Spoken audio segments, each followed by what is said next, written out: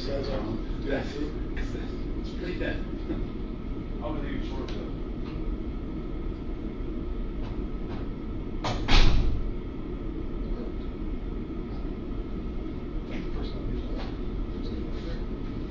Actually, you have to pee or anything? You must talk to you for a little bit too. With all kinds of people stuff in here.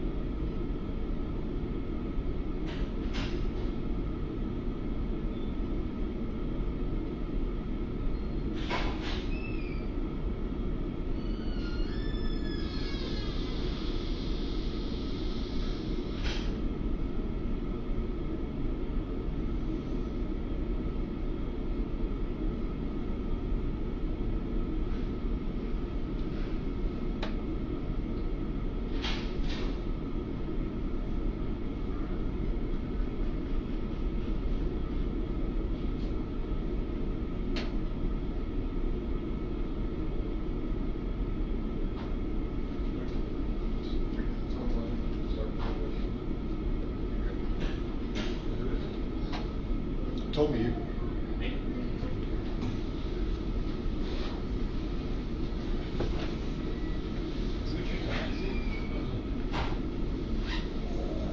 My name's Kevin. I work for the Orange County Sheriff's Office. I'm with Matt, Detective Smallwood from Kissimmee.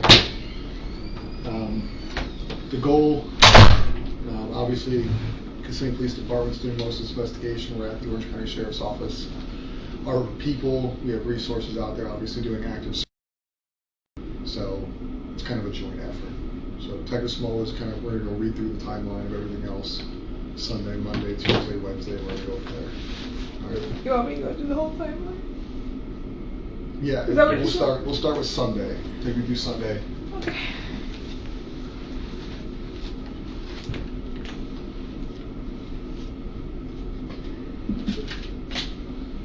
Sunday. Do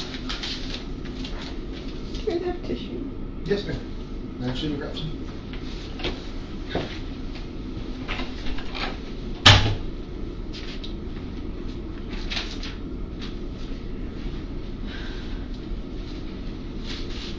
So actual tissues? That'll work. I can give you this whole roll.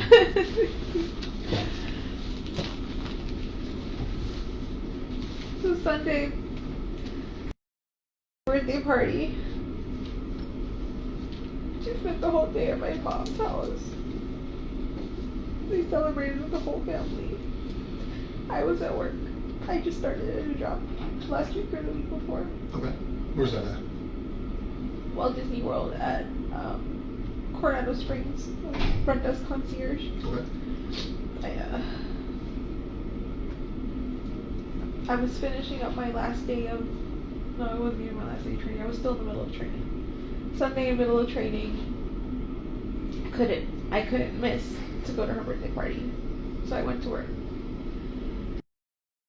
I was with my family all day. She had the best day. She was so happy when I got home and I saw her. At my house around 8:30 that night. I wasn't home. She got dropped off alone. About 10 to 15 minutes later, Stefan showed up. At your house in Kissimmee? At my house in Kissimmee, he called me. Or he texted me, I don't remember. But he let me know he was there. and that she was getting ready for bed. She was doing her routine. So she took her nighttime meds and she got in the shower to get ready for bed. What meds? What does she take? She takes hydroxyzine. Okay. What is it for? It's for anxiety and for sleep. Okay.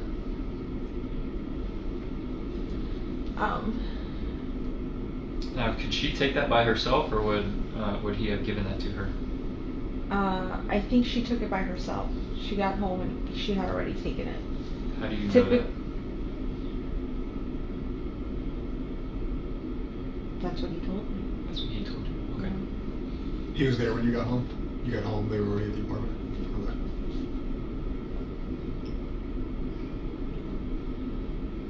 I don't like her taking her meds without somebody visually watching her, because I don't want her to accidentally grab the wrong pill. She's comfortable enough to grab the pill bottle, but I'm like, no, I need to watch you take them. Has there ever been an issue with that in the past, where she took too many or took the wrong thing? Or just like a thought in your mind? No, just a thought in my mind, just me being hypervigilant. I want to physically watch her take her meds and watch her grab two, take them. I don't ever want there to be an accident of she took too many, or she took. My biggest fear is that she would take Adderall by accident, her daytime meds. Got it.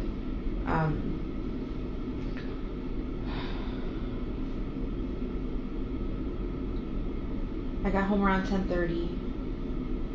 I started getting ready for bed myself. I started eating and taking my meds, because I have to take meds.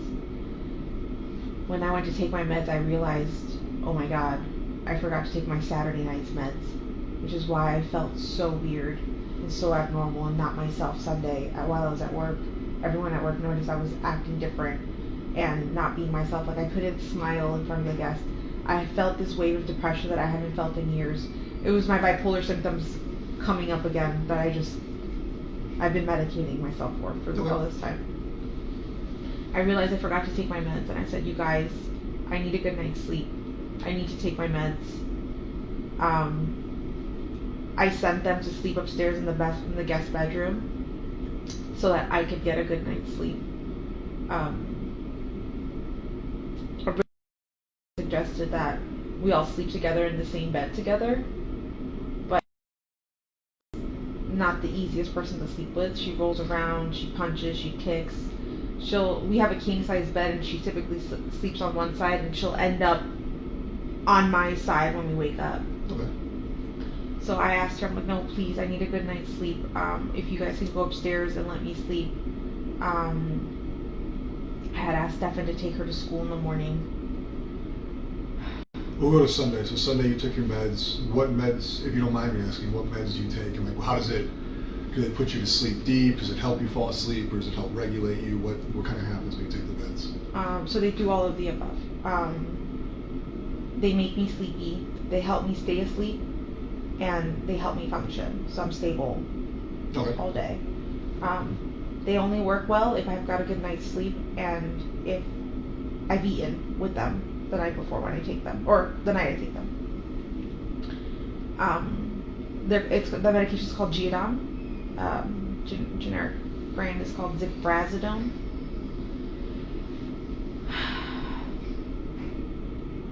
I took my meds, and then I told them to start getting ready for bed, to start heading upstairs and get ready, because it was already almost 11 o'clock. It's past her bedtime. She needs to go to sleep.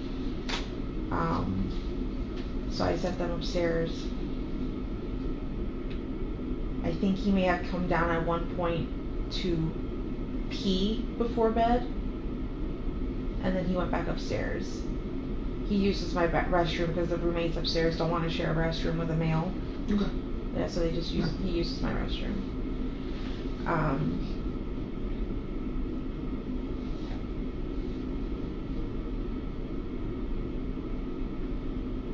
Sorry, where did I? You're fine. Sunday night he came downstairs, maybe overnight, to use the restroom. Yeah, and then he went back upstairs and they went to sleep, or where I think they went to sleep. Okay. I don't know. I went to sleep. I was woken up at some time.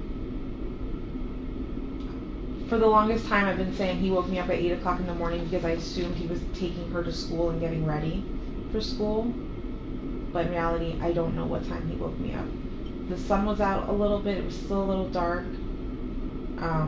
And I was very sleepy when I got up. I was kind of drunk. But he came in to walk the dog, to put the leash on the dog and walk him. Was the dog in the room with you? Yes. So did he wake you up on purpose, or was it just kind of like the causation of him opening the door and you realizing somebody was there? Yeah, the causation of him putting the leash on the dog, because the way the dog reacted, he gets very nervous and will urinate if you put the leash on him too directly. You have to like be nice and talk to him. Yeah, he's a very he's a nervous dog. Yeah.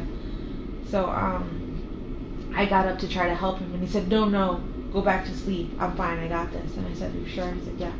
So I laid back down and went to sleep. I heard noise in the kitchen, but I'm not sure who it could have been. Getting ready, but it could have been Stefan. It could have been any of my roommates.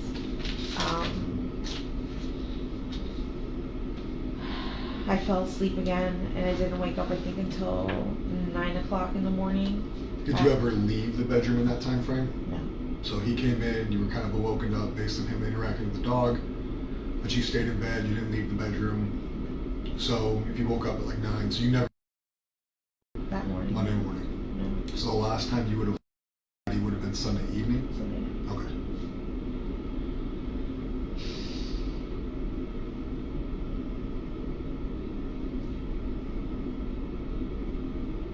I'm sorry. You're fine. I want to see her. Yeah. Take a minute. Okay?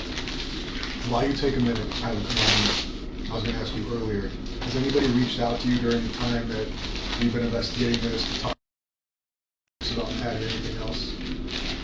Negative, positive, neutral? My best friends have all been in contact with me just to try to help me. They're like, setting up Facebook groups, flyers,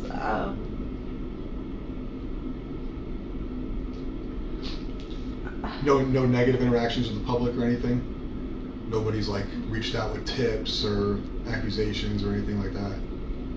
Not that I've seen. Did I've been avoiding social media because my family's telling me to not go on. Would you be okay with our digital people looking at your phone to verify there's no stuff coming into socials, texts, things like that? That's fine. Do you have the phone? Yeah. What they'll do is they'll plug it in, they'll do a forensic download of it so they have the data. That way they can go through it and say, we did receive things, we didn't receive things, here's the communications in and out, things like that, so we can verify that for you. That's fine. You have a password on it? 030288. 030288. Okay.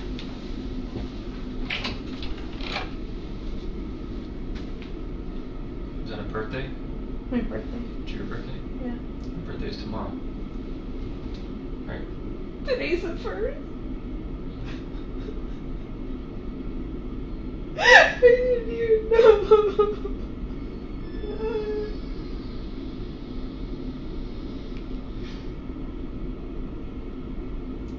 This is like the first. This is the worst birthday ever.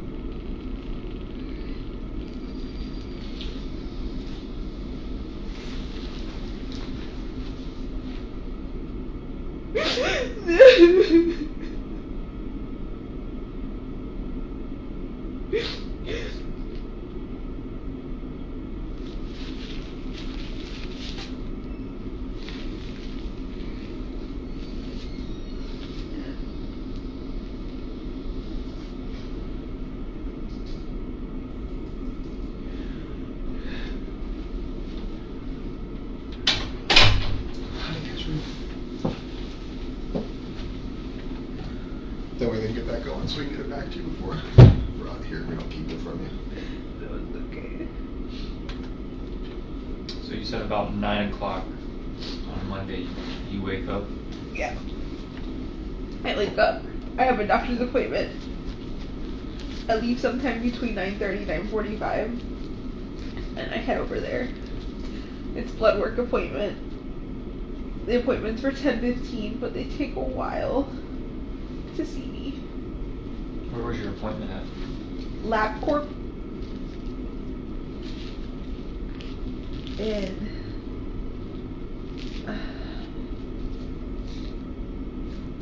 do you want me to tell you exactly which one? Sure. Oh wait, I don't have my phone. No. When we get it back, we'll get back to it. It's, if you need to Google it, it's the LabCorp across the street from the Loop in Kissimmee. Okay, by the Loop, got it.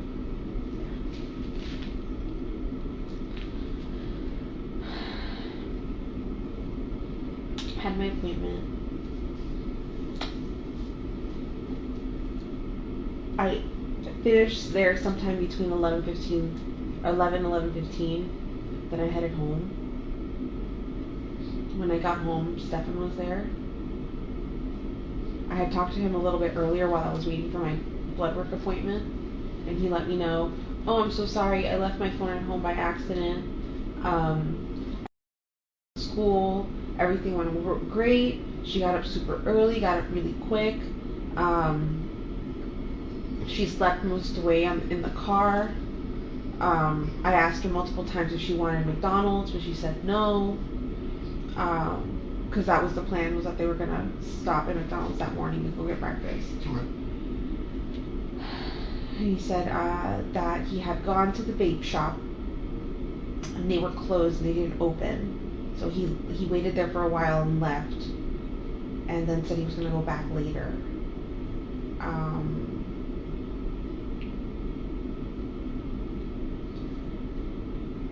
When I saw him at the house, everything was normal. We were chatting, we were talking, he was acting normal. He was sitting in my computer chair just messing around on his phone. While we were hanging out, he mentioned something along the lines of, oh man, I've been avoiding this phone update for a really long time. I should probably update it now. And I said, do it, don't avoid it, just get it over with. And he updates his phone and then tells me, oh my god, I don't know what button I just pressed, but I just factory reset my entire phone. And I said, how the hell does that happen? That gives you options now when you reset your phone? He goes, yeah, apparently I wasn't paying attention and I just pressed the button and it happened. And I said, oh, that's unfortunate, that sucks.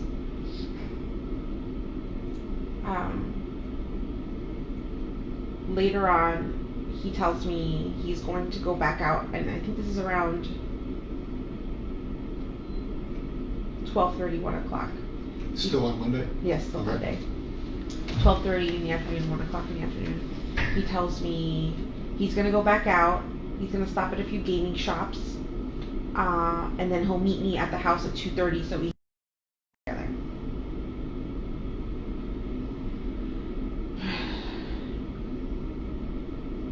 He left. I hung out in the house for a while. Was waiting for 2:30 to roll around. 2:30 rolls around, and I'm already calling Stefan, and he's not picking up his phone. 2:30 comes, I leave. About 10 minutes later, I get a phone call from him going, I just got back home, I left my phone home again, I'm so sorry. How long ago did you leave? And I said, about 10 minutes ago. He goes, I'm so sorry, I missed it. I really wanted to go with you. And I'm just like, it's fine.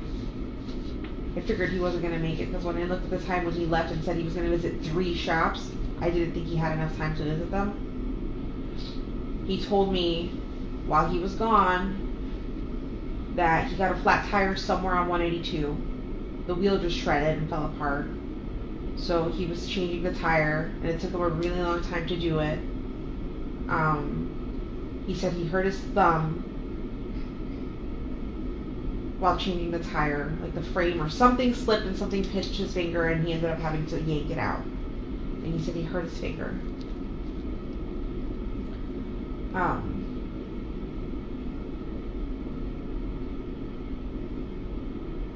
want to touch on something real quick. When you were calling him, he eventually told you that he left his phone there. Did you hear the phone at the house? No. If it was anywhere, it would have been upstairs and I wouldn't have heard it. It would have been in the guest bedroom. Do you typically go upstairs? Who, me? Yes. Only if I'm doing laundry. That was all. I was just curious if you had heard the phone. when you were trying to call him that day? I didn't.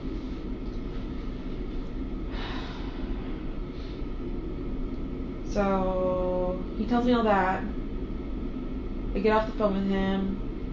I'm waiting. I wait for about an hour and 10 minutes. 4:04, the bell rings, and I'm waiting. I'm the first in line. And she doesn't come out. You were in your car? I was in my car, That's in the car line, yeah. Okay. At this point, it's been a few minutes. She should have been out by now, because she's usually one of the first kids out. She knows I'm in the front line. And I'm holding up the line behind me, because there's kids getting in the cars behind, and they're all waiting. They can't get around me, right? So I start calling her, forgetting that I have her phone on me. I had found her phone earlier that morning. She had left it at home. And I brought it with me because she does this often. She does leave her phone. Where was the phone at in the house? It was on top of the dresser in her bedroom. Downstairs or I've never been in your house. Downstairs. Okay. So, just so you know, I have a 4-bedroom townhouse. Okay. The living room has a partition in it, a fake wall kind of thing. That's got her bedroom in it. That's got a bed, a dresser, and a desk on it. Does she sleep there? No. She'll hang out there. She'll use her computer and hang out there. That's her hangout spot. But she primarily sleeps with me every night in my bed. That's because I know the roommates wake up super early in the morning. They're going to be in the kitchen. They're going to wake her up if she's sleeping out in the living room. So I don't. So your bedroom downstairs, her makeshift bedroom downstairs, guest bedroom upstairs. Yes. Got it.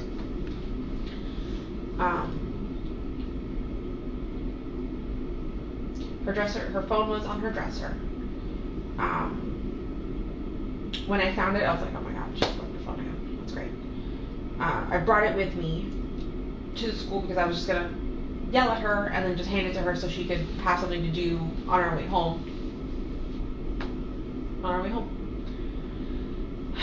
4:10 rolls around and she's still not out, or 4:09, and then at this point I'm feeling the pressure from the cars behind me. I'm like, okay, they're all full, they're all waiting for me to leave and she's not here yet.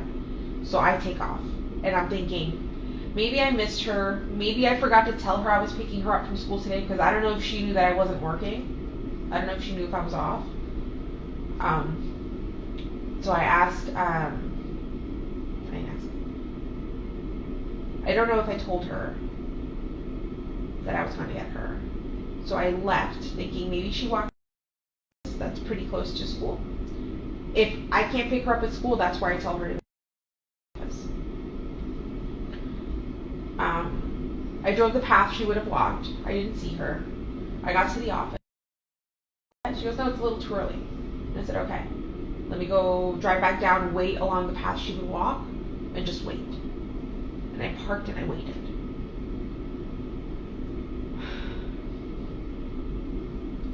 I waited. I'm not sure how long I waited. Maybe somewhere between 5 to 10 minutes. She still wasn't there, and I looked at the time and I'm like, okay, she should be back at my mom's office by now. Maybe she took a different path and I didn't see.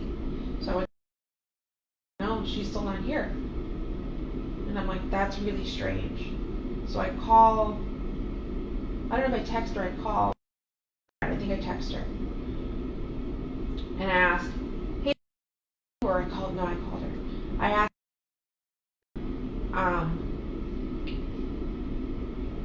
and she said, no, she didn't make it to first or second period. And I said, what do you mean? She was dropped off close to the school. She should have been in school. She goes, no, she didn't make it to first, second period. I said, please check with the rest of your friends, see if she made it to any of her other periods.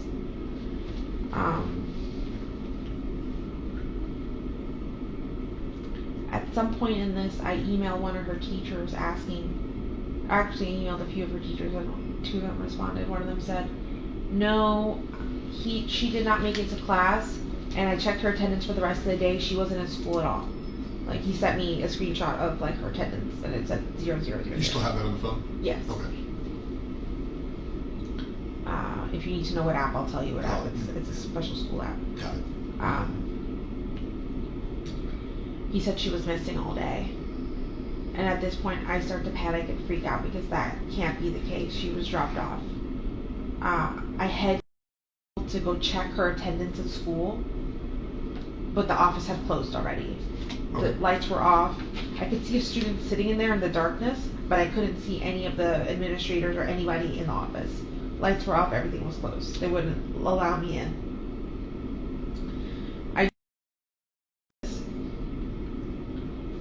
I think at this point the teacher had responded to me and told me she didn't make it to school at all. I start having like a freak out panic attack.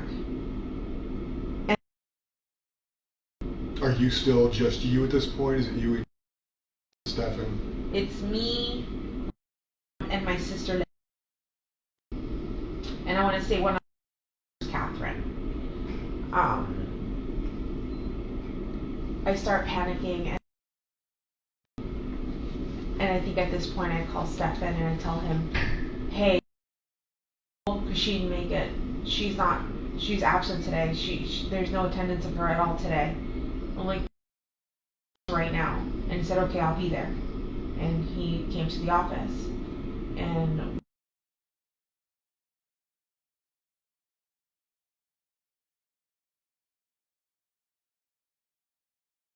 there for like 3 hours, I think. Eventually I contact one of my friends whose husband works, or ex-husband works for OCP, or for you guys. Orange County Sheriff's Office? Yeah. Okay. And I messaged him and I talked to him and I asked him what I should be doing because you guys aren't responding quick enough. Would you know his name? Where he works? Yes. Nick Mann. Okay. Or Mahon. Not Do you sure. know what he does here? I think he works for SWAT. Okay. Sure. Figure it out. Yeah.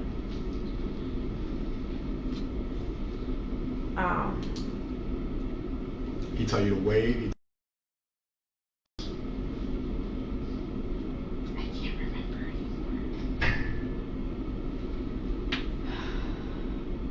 I think he let us know that there were other kids missing in the area, which is why you guys weren't responding quick enough. I think an 8 and a 9-year-old had gone missing around the same time too. In a playground, they forgot to tell. They didn't tell their mom they were going to the playground or something like that. So all the cops were over there on that side of Hunters Creek. My sister's boyfriend, ex-boyfriend, whatever he is, thought it would be a good idea to go to the park and talk to a cop there and see if he could bring a cop back, and that's what he did. Okay. And then at that point, that's when the cops started asking us questions, taking a report.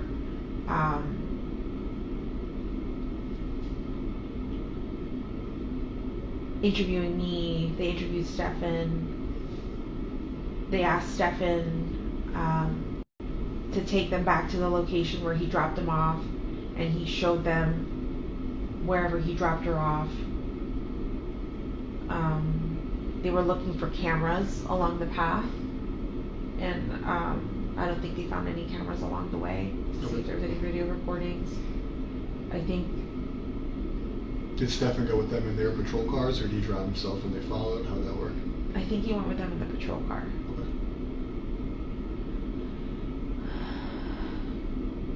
Then they came back. And then that's it. Everything was done. The cops were done. We were done. What time? You remember what time that was on Monday? It was after dark. It was say 8 o'clock. What did you guys go do after that? We were in separate cars, me and Stefan. Okay. I ugly cried on the way home. I shouldn't have been driving. But I ugly cried on the way home, and I went straight home. And then the first thing I did was call Fox 35 News to see if we can air some missing children information out there.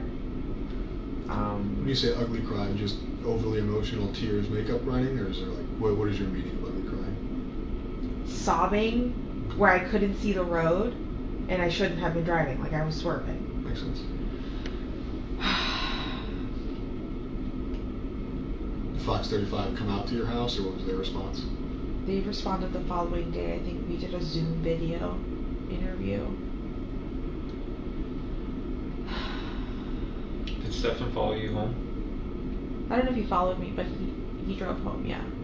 I mean, was it within a reasonable time of when you got there? Like, Yes. Yes. okay. Yes. Drove home. We waited there. We didn't know what to do.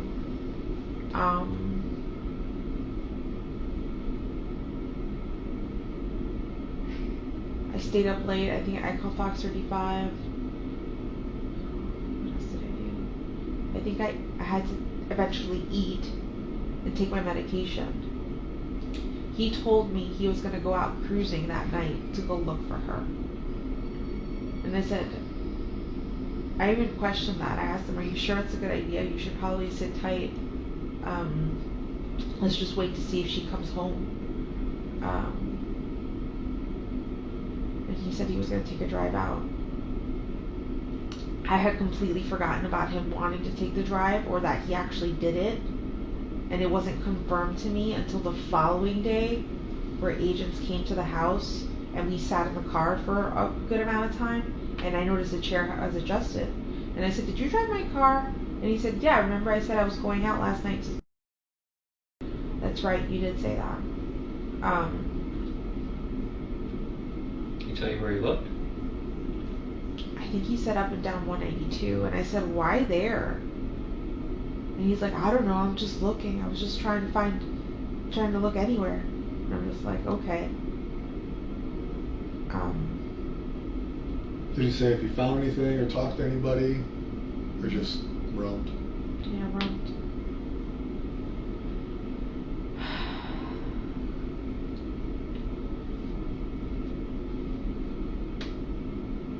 When you were getting ready for bed, you were tired, emotional. Were you falling asleep when he left, or were you already asleep when he left? I was already asleep when he left. Okay. Did you sleep downstairs? Yeah. In your bedroom? Yes. When you woke up, was he already awake? Was he still sleeping? He was asleep in his bedroom upstairs. The guest bedroom? Yeah. Okay. Did you take your medication that night? I did. What did you guys do Tuesday? Or just you? You guys, if you're not together, you're not together. What's the timeline on Tuesday? Tuesday, he slept. I woke up early and started making phone calls to like the National Hotline for Missing and Exploited Children. I called the number that the sheriff's office had given me to see if they had any information, and they let me know that she was like the what did she say she was?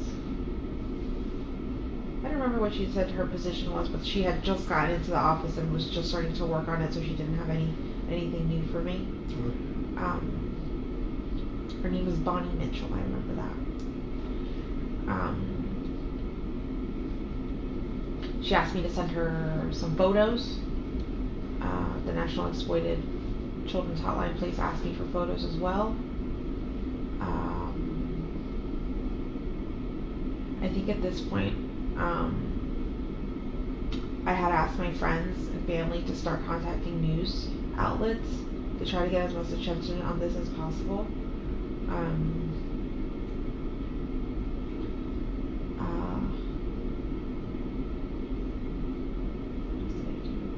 I had a lot of phone calls coming in, and I was picking all of them up, hoping that any of them could help me. But it ended up being news reporters or people who had seen my phone on the my phone number on a flyer and was trying to give me suggestions. Somebody letting me know that they took flyers all the way to Orlando International Airport and posted them all over the place in case she was being trafficked. They suggested that I go to Amtrak and Greyhound. I had my sister making all these runs for me. I didn't leave the house to do any of this. Stefan's still asleep? Yeah. Eventually, reporters come to the house and do an interview. And at this point, Stefan was awake. I did an interview with them, and then Stefan was crying in the background, and I said, Stefan, do you want to do the interview? You can if you want. And he sat in front of the camera and did an interview where he cried. Do you know which news outlet that was with?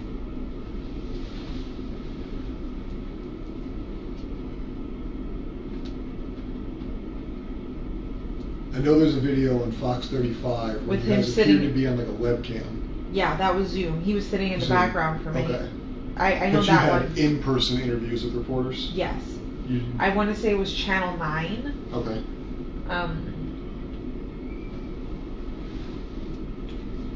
Yeah, Channel 9. And he spoke to them? Yes. Okay. And he ugly cried in front of the camera too, so he was fucking fake sob crying.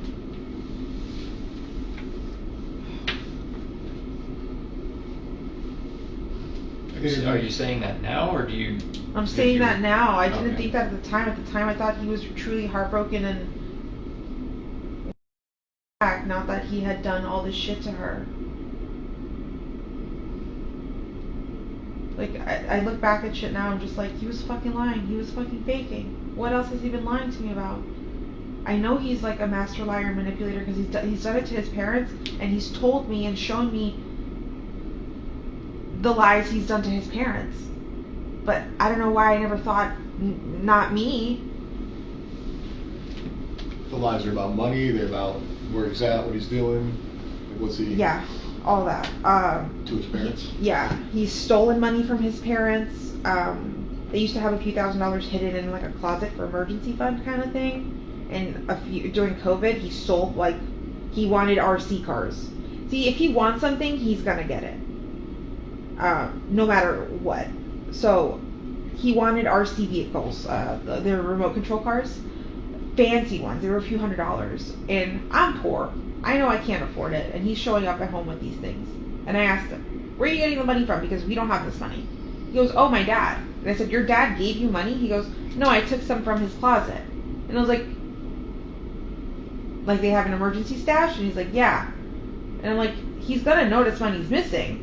And he's like, no, he won't. It's so much money in there, he won't notice at all. I've confirmed with Chris later on that he did notice money, but he never asked his son. But I let him know, yeah, he was robbing you and just buying himself toys.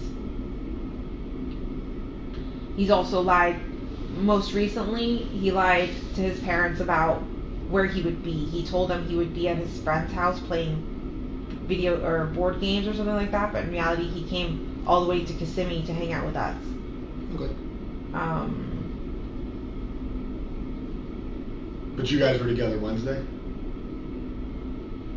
After all the interviews, did he stay Wednesday? Would you? I know Yes. we had some detectives go meet you guys Wednesday, I believe it was. Yeah.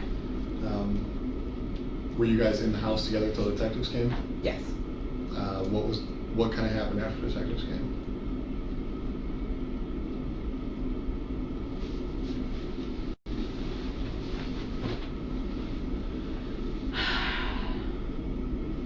Do you feel like everything starts to get blurry? Oh, I get it. Trust me. We've been in this just because- office for like 3 days straight. Yeah, so I just don't remember what day I had conversation with you guys. Tuesday night, Orange County detectives came out there because I ended up coming out Tuesday night. Yeah. I don't know if you remember seeing me or not that night.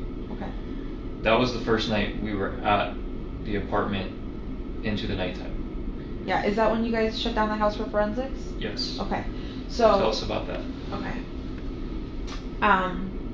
So earlier that day, I think Detective Hunt came, or somebody came, and asked Stefan for his cell phone. If he would willingly give it up so that they can look at it, or if they would need a warrant.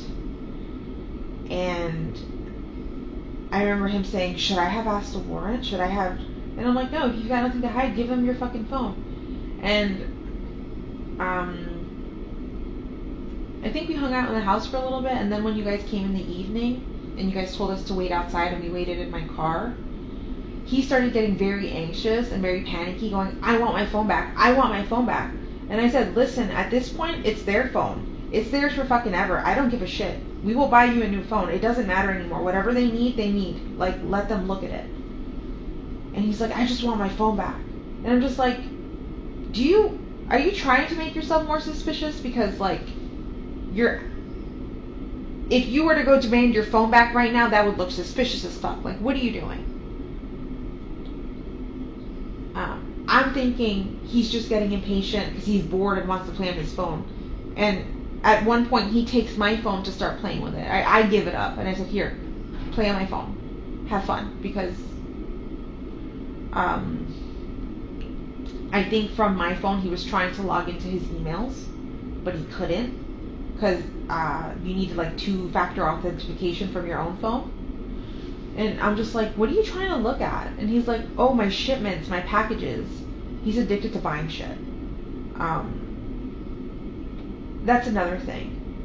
Me and his dad couldn't figure out where Stefan was getting money from to buy stuff, since he's been unemployed the last 2 months, but he's constantly buying himself packages, buying himself things off of Amazon, buying himself things off the line. Is this stuff you can confirm, or you think he's doing this?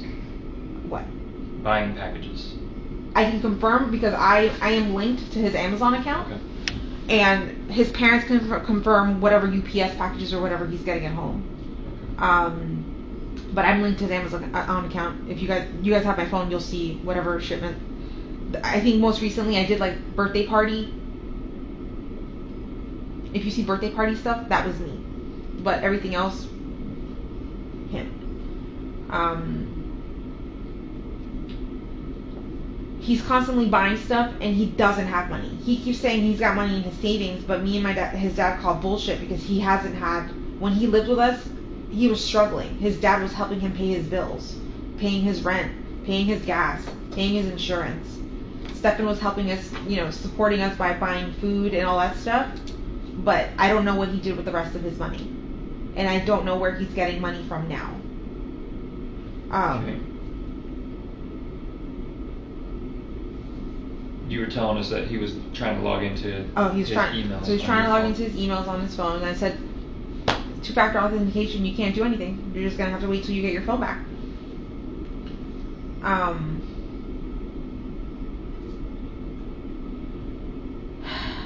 What else? We waited in the car.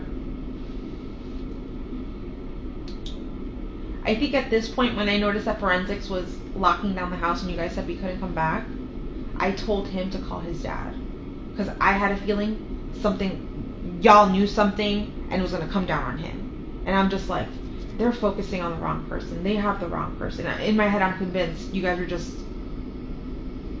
that you had the wrong person. I wanted to think that he was good.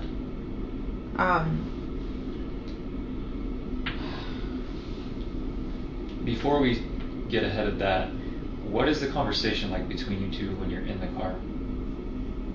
Because y'all were in there for a good while we were trying to figure things out at your apartment complex or your condo. What's the conversation like inside that car? I'm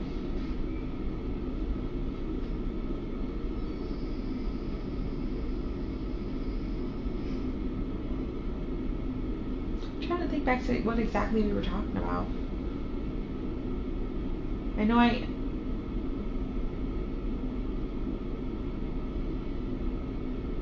remember late in the like when you guys let us know we couldn't come back, and I called his dad, or we called his dad. I started saying to him, like, I think they're focusing in on you. Like, we need to call your dad, and I think we need to get you a lawyer. I feel like they're focusing on the wrong person, and he kept saying the same thing. He kept repeating what I was repeating, that they're focusing on the wrong person. They're wasting time there.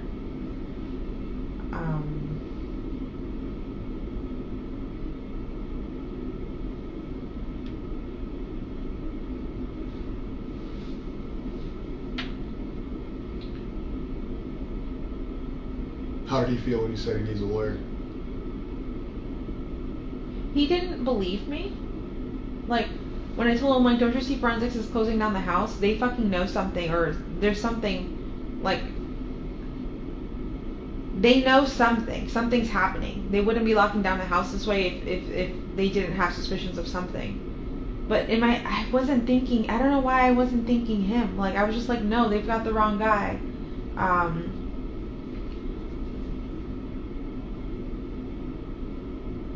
He just kept saying that they have the wrong guy, that they're focusing on the wrong person, and that we're wasting time, and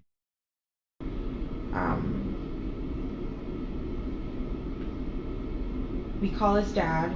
We tell his dad to come down here, and his dad did come down here and met us at a hotel. That was another thing. I don't have that much money. I live off of disability. I couldn't afford to put us up on a hotel. Like when you guys said that we couldn't return, I was like, I didn't know where to go.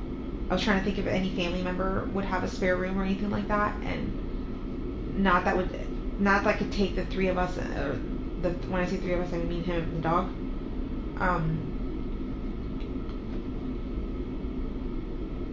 And I know at my mom's house we wouldn't have been welcome. My mom does not like Stefan. She's never liked Stefan.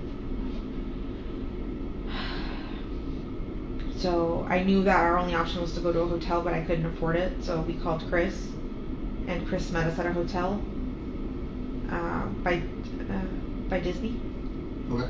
off of Western Way, and that's where we went. We got there pretty late. We checked in. I used the restroom, and I was getting ready for bed, or laying down in bed probably around 3:30, 3:45 in the morning, and I fell asleep.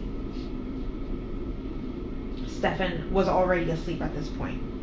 Did you go straight to sleep when you got in, or just kind of drifted off as you were falling asleep? Like you went to the bathroom and he goes straight to bed? He was already in bed before I went to the bathroom. Okay. I was on my phone for a little bit. He was laying in bed snoozing. I went to use the restroom. I was in the restroom for quite a while because I had like a terrible sub. When I came back out, he was asleep. At least I thought he was asleep. But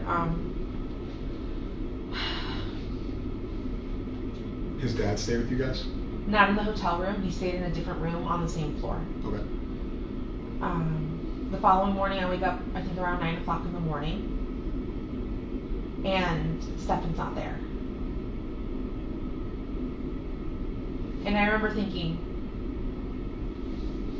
he left again without his phone and didn't tell anyone where he was going. That's suspicious as fuck again. Why is he trying to... Well, we took his phone, so he got a new phone? He didn't get the new phone until later that day, where his dad woke up, came to our hotel room, and then handed him a phone. Okay. And said, here, have this phone in the meantime until you get your old phone back. So you're just saying he's out and about with no phone? Yeah, he's out and about with no phone, so there's no way for us to contact him. There's no way for us to... I didn't know if he even knew how to get back to the hotel. Because I drove that night. He's a little oblivious to when it comes to directions. So I was just like, is he going to even figure out how to get here? But he rolled in around 11:15. Rolled in with a cup of Wawa. And said, oh, I'm so sorry, I was just driving around. I grabbed some Wawa on 182 and got lost. I didn't know how to get back to the hotel. But I'm here now.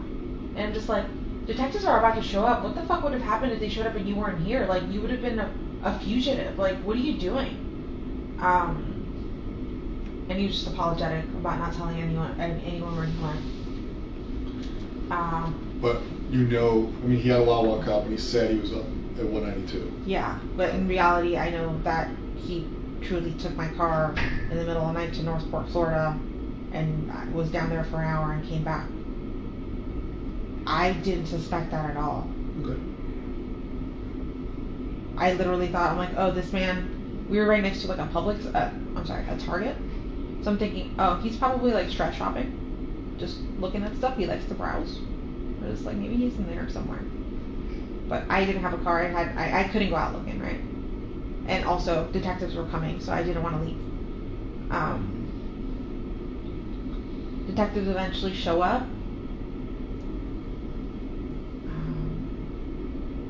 Actually, just we were in the hotel room for a while.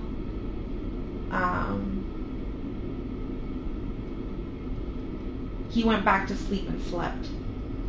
I took a little snooze for a little bit that morning, and then I got up, and then I went downstairs to the lobby, and I saw Chris.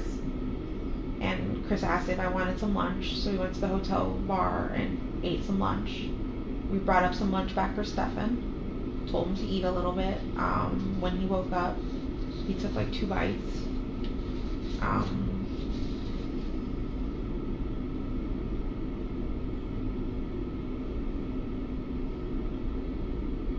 Then detective showed up. We went downstairs. They let us know that there was a press conference happening, which we already had an idea was going to happen. And they told us they would give us a ride and escort us to the conference here, and that you guys would let us in the back way so that media wouldn't see us. But in reality, now I know that was just to interview guys with us. But yeah, then we showed up here and got separated. Haven't heard from him since. Haven't spoken to him since. Have no interest in speaking to him at all.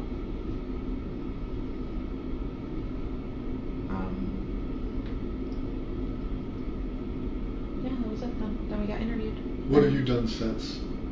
Like, where did you go back to the hotel? Did you stay somewhere else? No. So after the interview and all that stuff, Chris took me to my sister's house. I've been at my sister's house ever since. Okay. Yesterday I went out for a little bit to go to Target to try to take my mind off of things. I went to Target to go get myself a toothbrush and deodorant, things that I didn't have because I left the house so last second.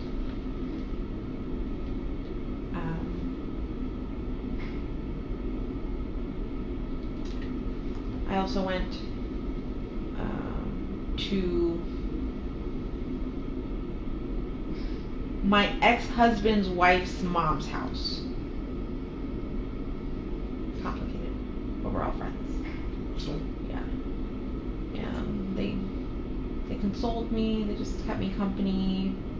They made lunch.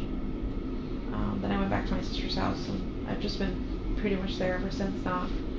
When I went to Target, I decided, like, oh shit, I shouldn't be out in public. People could recognize me. It could either be good or bad what people could tell me. I've already had people recognize me in my community, and dealing with people's heavy emotions and them coming to me and crying and telling me they're so sorry and how they feel is so heavy because I just have to kind of stand there and take their emotions and, like, I don't know, it's so heavy. When I realized that these are the interactions I was having in public, I'm like, I need to stay at home because I just can't carry anyone else's emotions right now. I have my own to deal with, like I don't want my own mental health suffering right now, or for me to spiral and end up back being hospitalized. So when did you meet Steven or Stefan? I met Stefan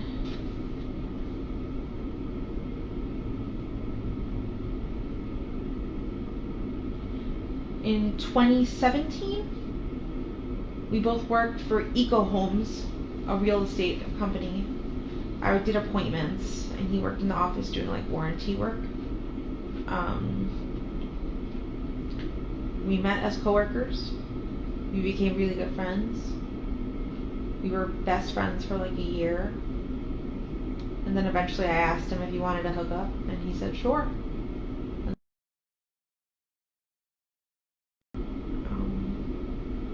And yeah. You said 17, 18. Did you live in Orlando, Kissimmee? Where were you guys staying then? Kissimmee. And did you guys live together in 17?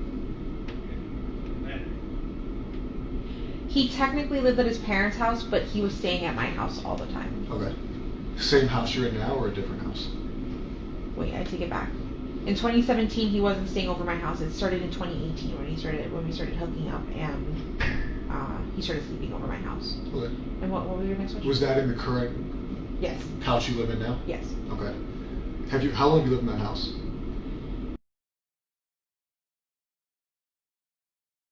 On and off, because at one point we moved close to where his parents live right now. They live in North Port Florida, Sarasota County. I lived in Port Charlotte, which is Charlotte County, the county right next door. We had an apartment there for like 6 to 8 months. We moved down there because, again, Stefan was promised a job and that fell through. So we supported ourselves in this tiny apartment for a little while until I ran out of funds. Do you remember what year that was? 2020. So when did you live in Port Charlotte in 2020?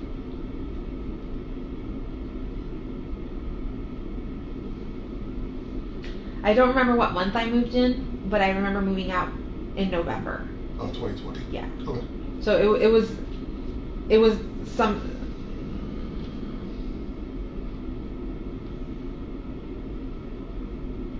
April, May. That's fine. And there's some we can look up if we need to later. Yeah. 17. In 2017. So 2018. 6. Her body.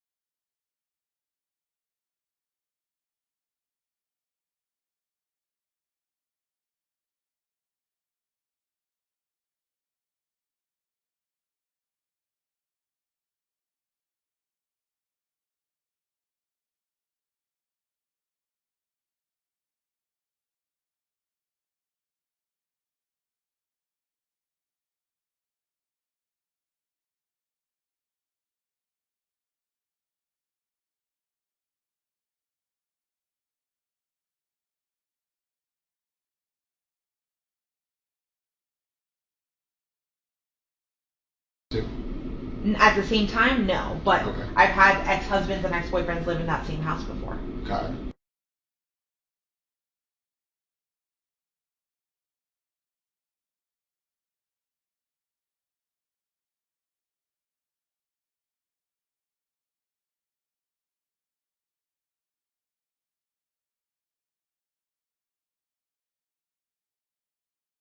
You moved to Port Charlotte sometime in 2020 for a few months. Yeah. And then you came back to the same house. After Port Charlotte, I went back to my mom's house for a little while. Where's that at? In Hunters Creek, Florida. Got it. Even before Port Charlotte, actually, the few months before I was in Port Charlotte, I was living at my mom's house. With Steph. Around March 20th, I decided he wanted to renovate the house and possibly sell it, so he told us to get out. So March 2020, so around COVID time, like 2 weeks after COVID was announced, I moved in with my mom. Okay. And I lived with her for a little bit, and then the Port Charlotte apartment happened. We moved to Port Charlotte, were there for a few months, came back to live with my mom, was there for a few months, and then I decided to move back. That he was moving out and like getting an RV and like living the RV life. Yeah. So he needed somebody to take care of the house for him. So I said, yeah, I would do it, of course. So I moved in. I moved into his bedroom, downstairs, the master bedroom.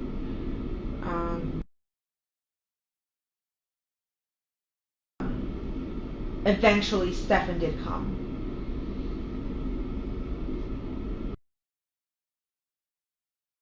For a few years. It wasn't until like June of last year that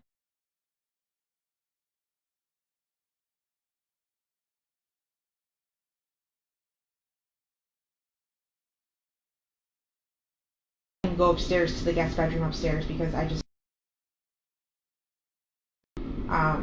he's not a very clean guy. He's kind of a little hoarder and a collector. So just my house was always a mess and never the way that I wanted it to look.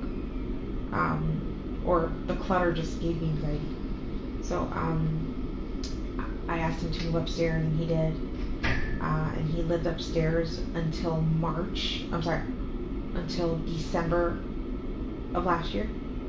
And then he moved to Northport, Florida with his parents. But they had promised him a job, but that fell through. So we were in the process of trying to get him to come back up here to get his job back at Disney and for him to move back into the house for a little bit. And I'm not sure long term. I know temporarily I was willing to accept him back. Was that something out of convenience for him or because you? A little bit of both. We missed him. And I wanted to help him out, like make it easy, like give him a place, like a base to start at, and then for him to start looking for something else afterwards on his own. But yeah.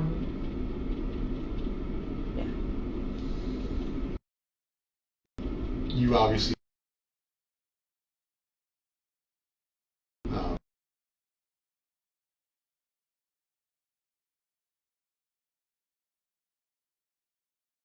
relationship. Talk a lot? Is she a secretive teenager?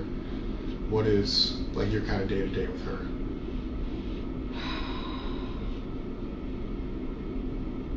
I would have said a normal relationship. I asked, she would tell me. I didn't think she was hiding anything from me. I didn't think she was lying to me about anything, but obviously she had secrets. I mean, the hindsight. I mean, all the stuff you found out over the past couple of days. We're taking that out of the picture. Your relationship with her. Okay. Like not looking back saying, okay, I was being lied to. Like up until you found out some things that you've been told, you guys had an open communication relationship. You talk about everything. Life. Yeah. If anything, she was a little bit more open with Stefan because she told him about a boy she had a crush on. Okay. And that his name was. And she described him. And Stefan's like, "Are you aware that she has a crush on a boy?" I said, "No." He's like, "Yeah." She told me his name that he's tall and that she likes his fluffy hair. When was this? Do you remember when this conversation happened? Within the last week sometime, but I'm not sure. Okay. Like so we saw, so within a week of that Sunday. I'm not sure if if she had told him via phone chat. It must have been via phone, like phone convert, like we don't FaceTime, we Google Meet. The Android version of FaceTime, yeah. So we would Google Meet often. Sometimes when we get home from school, just talk all day, or sometimes not even talk all day. We would just bullshit. I would be doing my own thing. He would be doing. We're just keeping each other company on the phone. And I think in one of those conversations, she told him that she had a crush on a boy. But I checked those text messages with that boy, and nothing seemed weird either. So. How did he? I mean, it could be new. I mean, she sees a guy at school. She thinks it's attractive. He shows her attention. I mean, she's young. How did he take it? Was he like? And I want you to think back before you know things you know now. Like, did he seem concerned about her? Did he seem excited for her? Like she's starting to, be a kid and have crushes and everything else. Like, he seemed happy for her. Okay. He's like, "Yeah, did you hear this? This is super cute." And I was like, "Oh." I hadn't. She hadn't told me, and I wondered. I'm like, why didn't she tell me? Why'd she tell him and not me? Like, I want to know who she got a crush on. But maybe it's because I told her she had a rule. She wasn't allowed to date for a few years. Okay. Until like, I think I had said 16 or something like that. But I didn't want her dating. So then your relationship with her was open. Obviously, she's a child. She's not going to share everything. Yeah. With him, it seems like she has a very open relationship with him. They talk, they hang out.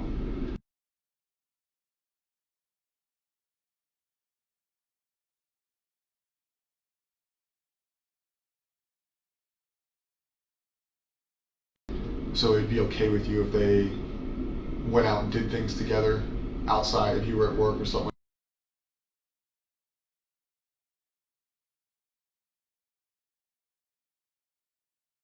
So the living situation with them, I'll be honest, seems weird. It's weird to me. She's got a bedroom downstairs. What's kind of the mindset or the thought process, the communication you've had with Stefan about, she's not going to sleep in her bed, but you guys are going to go sleep in the guest bedroom? So, originally, the plan was that all three of us were going to sleep in my bed together. And I'm not just saying Sunday, I mean like.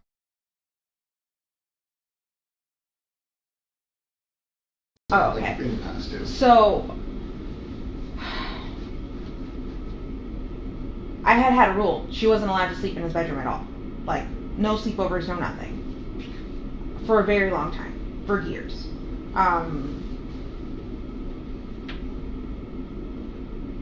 Since we're pausing, yeah. What brought that on? Was that like a request of his? Like, can we sleep in the same bed? Request of hers? Or you just saying? Me being super paranoid, not to trust anyone.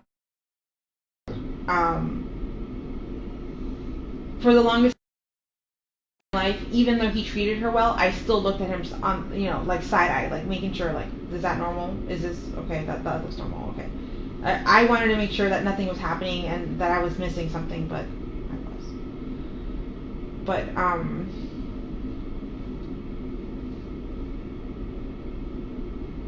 he never requested. I'm sorry. Repeat the question then.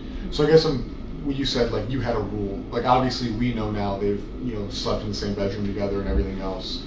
I'm sure you're questioning a lot of things that like you haven't been told or that are going on. The thought process of them sleeping in the same bedroom caused you to say that you had a rule for the longest time where they couldn't. Yeah. I have a son. He's a lot younger than her. He's 4. But I guess if I was dating somebody or had somebody over, I would never establish, and this is just me, a rule. He can't sleep in the bed with her, or she's not going to be. It wouldn't even be a thought process for me. So that's why I ask, because I wouldn't think of it even as an option.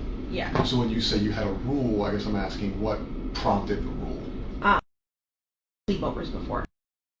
Yeah. Late, you want to watch movies and eat snacks? Can we do that? I'm like, no. We can all watch movies down here together. We can all sleep down here together. Up until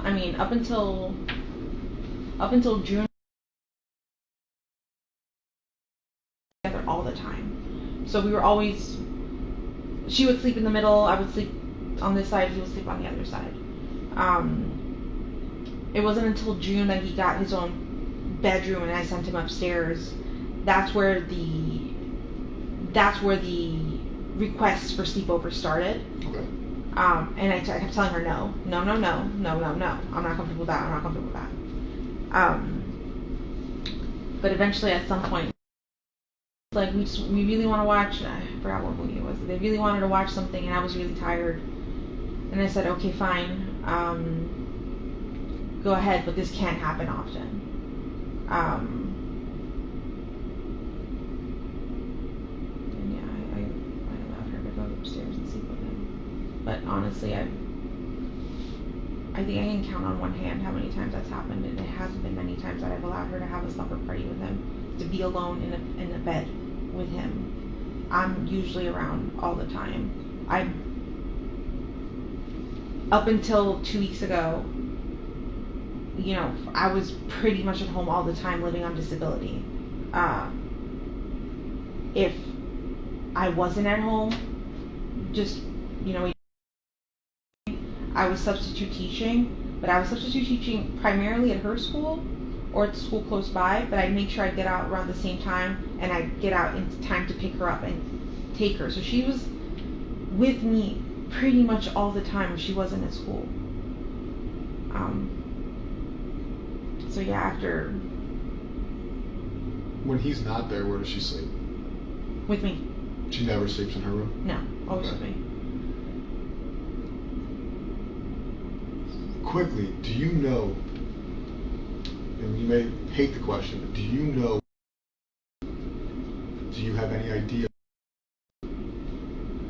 We currently have upwards, probably 200 people working on finding. Right, the Orange County Sheriff's Office is involved, the Kissimmee Police Department's involved, St. Cloud Police Department, Osceola County Sheriff's Office, Florida Department of Law Enforcement, FBI. Yes, under suspicious circumstances. So anybody who is somebody is involved. Yeah. So regardless of the circumstances, those people don't get to go home. Those people don't get to go back to their families. Those people don't get to live their lives and go back to their primary jobs. I know the sheriff has probably expressed to you that's his #1 priority. I'm sure the Kissimmee Police Department's expressed that to you, our detectives. This isn't something that's going to stop or go away. Yeah. Right? Anybody who knows something, anybody who may know something, will be brought into a room, will be talked to, whether they're guilty, whether they're innocent. Because our #1 priority, our jobs have kind of stopped on any other things we have going on until that's fine, because that's the most important thing anybody has going on right now. But with that, a lot of people are going to feel that whatever happened, I can tell you, and I know detectives have expressed to you that the thought process at this point is this is a homicide investigation. Yeah. Based on the evidence I've seen, based on the videos I've seen, I do believe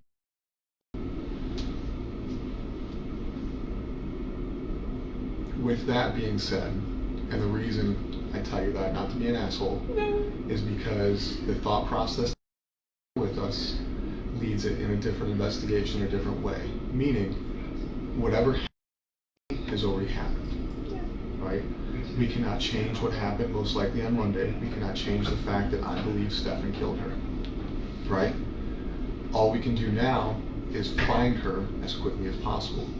On the 2% chance we're wrong and that she is alive, that's phenomenal, right? That's the best thing that could happen. On the chance that we are 100% correct and she has passed away, finding her now versus later will bring closure to your family, will bring closer to everybody, regardless of how it happened or why it happened.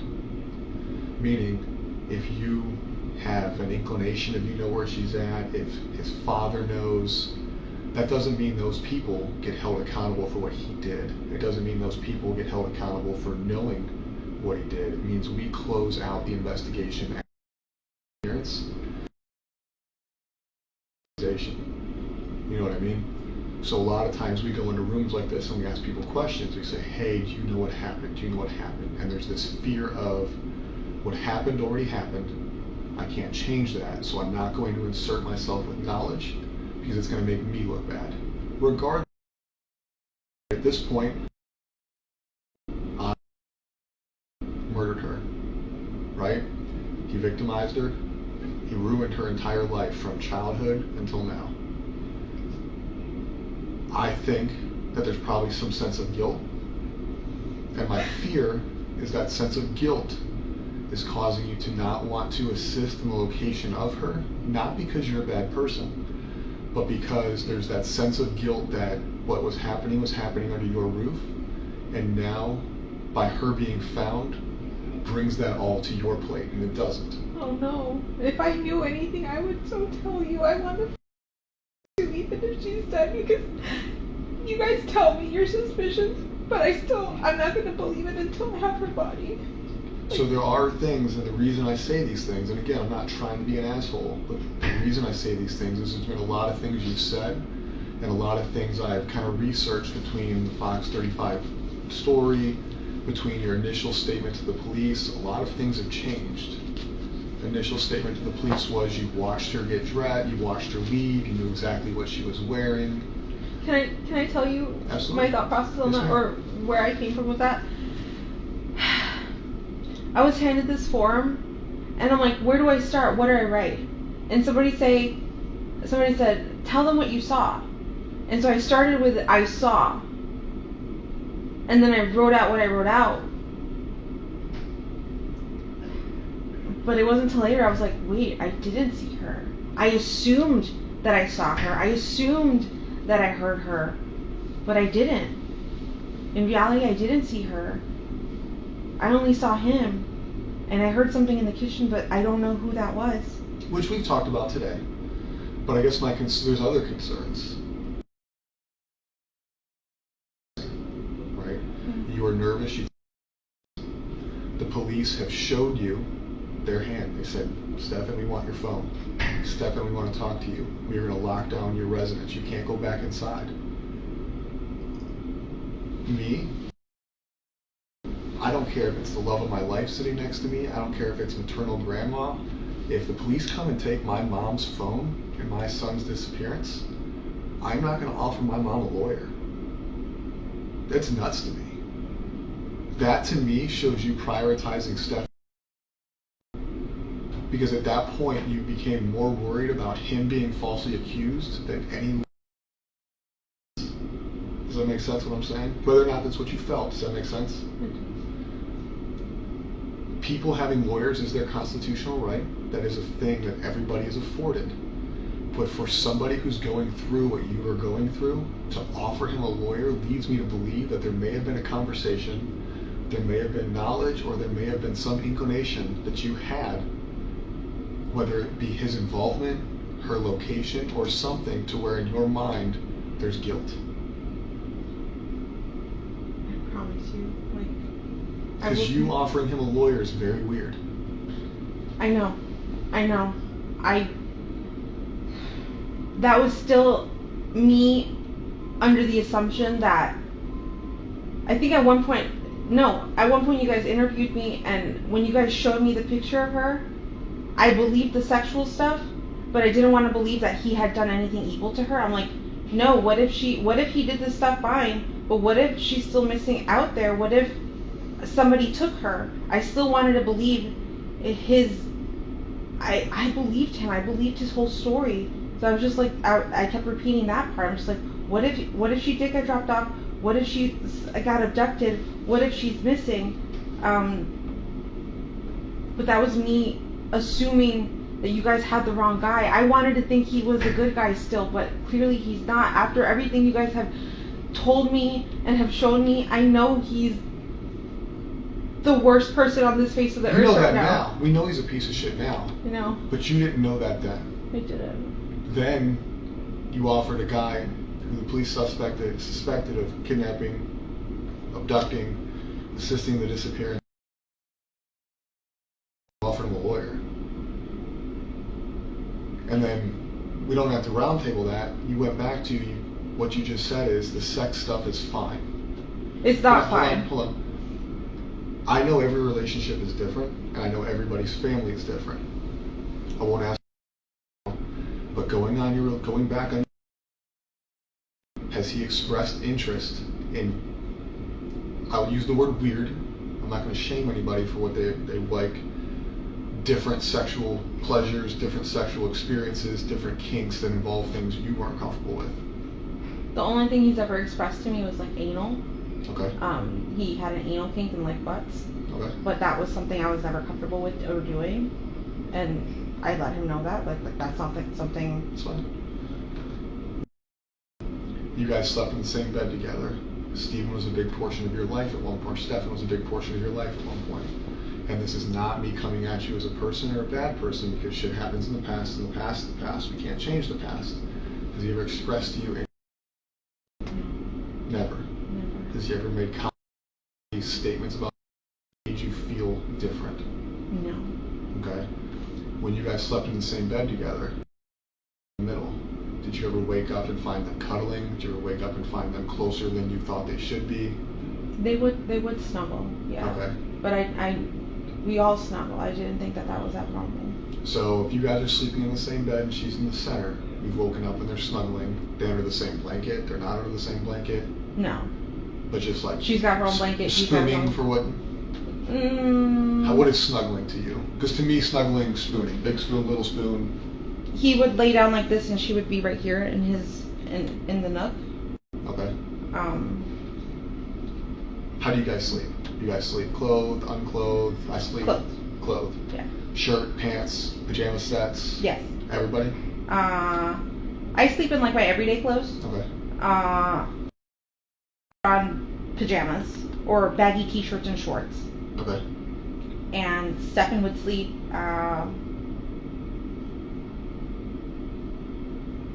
with his t-shirt or boxers, sometimes with his pants on, but he didn't have pajamas.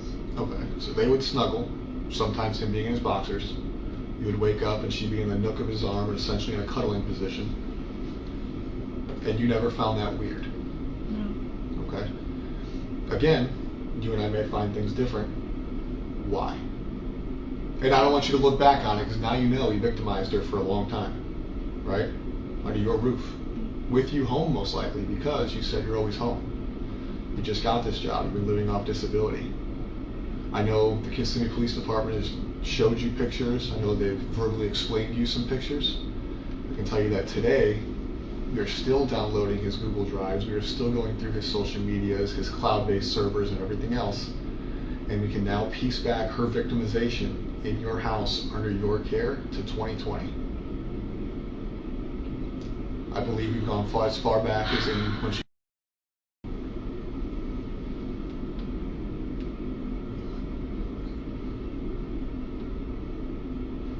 So when I ask, they've woken up cuddling, did you find things suspicious? Did you have an open relationship? Did he talk to you? Has he made inappropriate statements? It's almost like cheating, right? Like, have you ever been cheated on? Okay. Somebody can only cheat on somebody for so long until they fuck up, or until something comes out, or somebody says something, right? So we go back to 2020, we're looking at a minimum of 3.5 years. 3.5 years where I'm sure you guys are sexually active. You guys, yes. So for 3.5 years under your care in your house, not only was he being sexually active with you, he had a sexual relationship.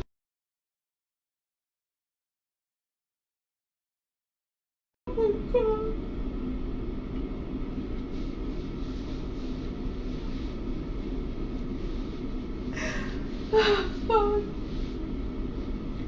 And I know it's an emotional thing, and I know it sucks to hear, but where I'm coming from is it seems like something that you can't hide forever. You guys live in a small space, close quarters, you sleep in the same bed, you guys all talk, you guys all share things, you're an observant person for the most part, I assume. Outside of taking medications and going to sleep, it seems very difficult.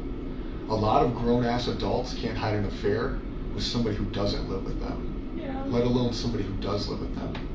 So at a certain point, I do believe you became aware of what was going on. No.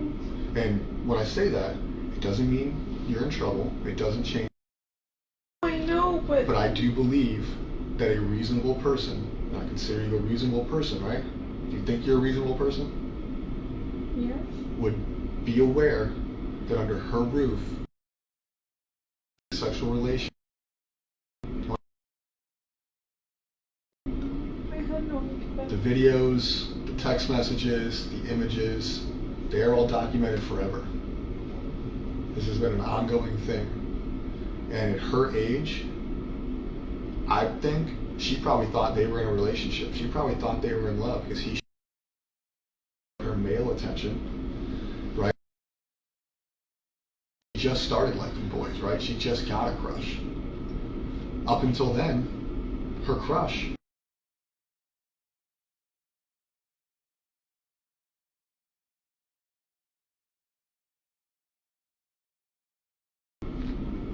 at the same time, you guys are sleeping in the same bed together. You guys are all cohabitating. She's not sleeping in her room. But you felt the need to establish a rule that they couldn't sleep in the same room. But when you establish that rule, for 3 years, she's already been dating him, essentially. I had Whether no that's idea. legal or not. I had no idea. So I truthfully believe, and this is my belief, this isn't, I'm not speaking for other detectives, I'm not speaking for the sheriff's office, the state police department, or any other agency I've said. This is Kevin's belief. I believe that you became aware of their sexual relationship. I think at a certain point throughout this relationship, you became aware of it. And for whatever reason, your reasons are your reasons, whether it was discussed that it would stop, whether it was discussed how it would go, that you feel some sense of guilt. A lot of the news statements you've given kind of, again, my opinion only, I don't speak for anybody else, whether it's in this room or out of this room, bother me.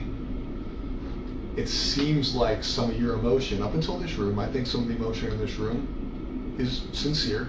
I think a lot of it's because I'm being an asshole. I'm telling you things you don't want to hear that shouldn't be said out loud. But when you talk to the news, when you talk to deputies, it feels, based on my experience in this job, that it's not sincere.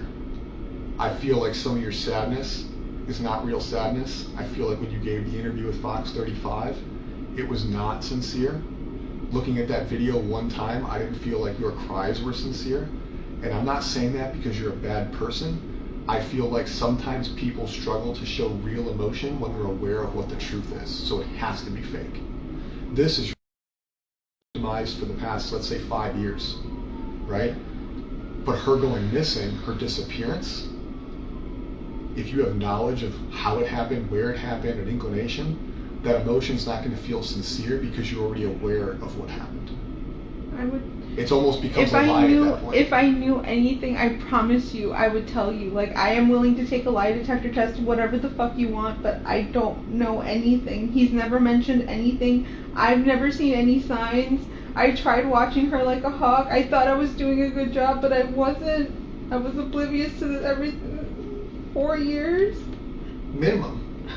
That's just how that far back the cloud goes. And I find it hard to believe for me that you were so worried about how many pills she took at night but not where she slept or what relationship she was. His interest in her. I thought we were all safe. I thought because in that he hadn't shown me anything so far, like everything seems fine. Like he seemed like he treated her like he treats you. In his mind. It's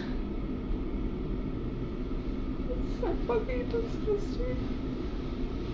So now he's in jail because of what we found on his phone, not because somebody came forward and reported that he was abused. No, I know. She's not old enough to consent. She's not old enough to have a thought process to even want anything that was happening to her. It's abuse. So he's in jail for that, but something caused what happened, right? We certainly murder, because we can call it a murder. She didn't die naturally. She didn't overdose. She didn't have a heart attack. We circled murder on Monday. Something had to cause that. He's been having unrestricted sexual activity for a long time. He's getting what he wants from her, probably from you, and who knows whoever else, right? So it's not like he woke up or went to bed Sunday and he was like, you know what? I'm done with this, but I'm going to kill her. Something happened. People don't just wake up and like, you know what? They leave people, they break up with people, but usually things cause people to snap. Now what, you know what, and I'm in trouble, or I feel like I'm gonna, or him being out, we can go even worse. She's pregnant. That's what questions last night led me to believe when we started talking about her period.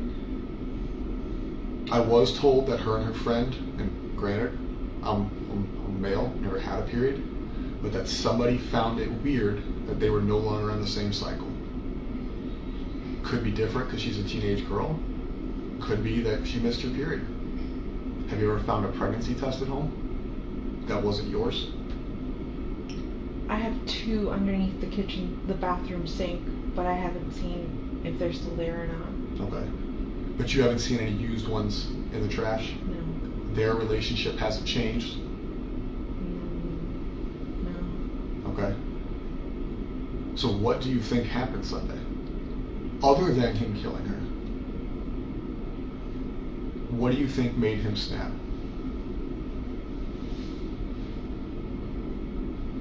I don't know. Theories, I keep hearing. Tell me your theories, because here's the deal. We don't go home until she's found. No, I know. So what are your theories?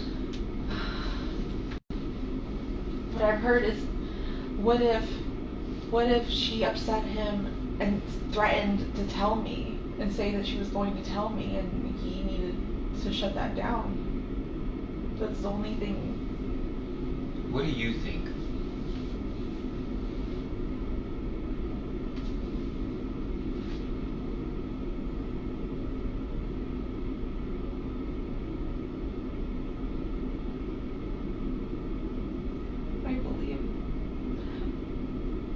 I don't want to believe he killed her.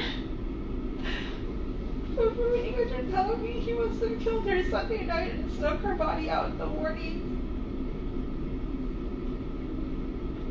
That photo you guys showed me of her slumped in the car.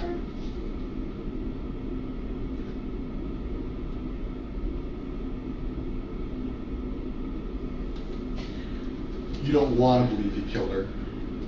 I want to believe she's still alive and that she got kidnapped, but that doesn't seem like that's the Well, case that's not at what all. yeah. I know, my brain just wants to believe something else.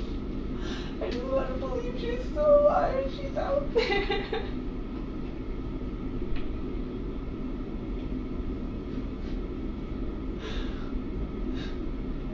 Did he tell you he fucked up? No. He acted so normal that day. He was like, I'm so impressed. We got out of the house so early. Like, she made great time. We had so much time to go to McDonald's, but she didn't want to. His story was so fun. Like, every detail was so believable. He's just been lying this whole time. Like, What about that day in the car when you offered him a lawyer? he disclose anything to you there that made you feel like, oh fuck, he needs a whip? No. He kept acting like he didn't know what was happening, and I'm like, don't you see forensics? Don't you see they took your phone? Like, something's happening. Like, I think they're gonna pin this on you. And I'm like, in my head, I'm going, they have the wrong guy. Like, they're just honing in on the last person who saw her. But no, you guys knew more. You never said, what did you do? I've never asked him any of that. I still, even up until when we got here to the police station, I was convinced that he hadn't done anything to her at all. Because of him or because of not wanting to believe she's deceased? Because of him. Because I thought he was a good guy. So up until this morning, you still think that it's not? No. You're talking about the other day? Up until when we took him? Yes. Okay. I forgot what day of the week that was. So we're still going through his phone, his drive, like I told you, all his socials. We can date back to 2020. Based on the videos, it appears that was the start of the victimization. Okay, are we going to find anything in his phone with you? No. We never done anything. We've never done anything. Has there ever been a request for the two of you to participate in sexual activity with him? No. Regardless of you saying no or yes? No, he's never asked that. Okay. If we find pictures like that, is that going to surprise you? Like if I'm in his Google Drive, if I have a sex crimes detective, a computer person look at his phone, and they tell me, hey Kevin, I found a picture engaged in sexual activity or borderline sexual activity, is that going to surprise you? Yes, because that doesn't exist. Okay. At any time during the course of your relationship, has he expressed that he has ever had sex with a child? No. Not a child, but when he told me when he was in high school, he graduated high school like later, like older than 18. Okay. He dated somebody younger than 18. I think she was 15. But I don't know how old he was, 19, 20. But he was an older kid in high school. He graduated late. But he had a really young girlfriend. Her name was Kendall. And I thought that was weird. I was like, that's a little too young. He goes, no, it's fine. We were in high school. Everything was normal. Her parents loved me. Blah, blah, blah, blah, blah. But that's the only one. Have you ever gone through his phone? Who, me? Okay. If you had to, knowing Stefan, knowing where he lives, knowing where he goes, how he conducts his life, give me your top 5. Because I know you've had to have thought about it. If you haven't thought about it, that's another weird thing I got. Since Monday, right? We told you on Wednesday that we think he did it. Yeah. So from Wednesday till today, it's about 48 hours. Give me your top 5 places you think are possibilities based on knowing him, based on knowing his path of travel. Where do you think, it doesn't have to be based on evidence, just in your gut, give me your top 5 places where you think he could.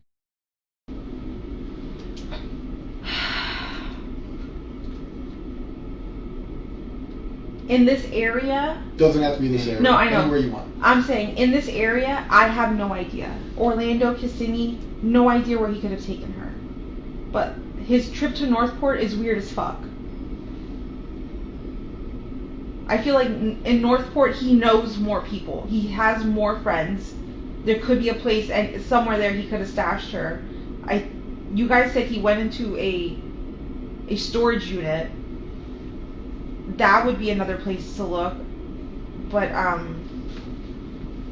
there's plenty of woods around his house. Around that exit is kind of secluded. Like, when you say his house, you mean his parents' house? His parents' house, yeah.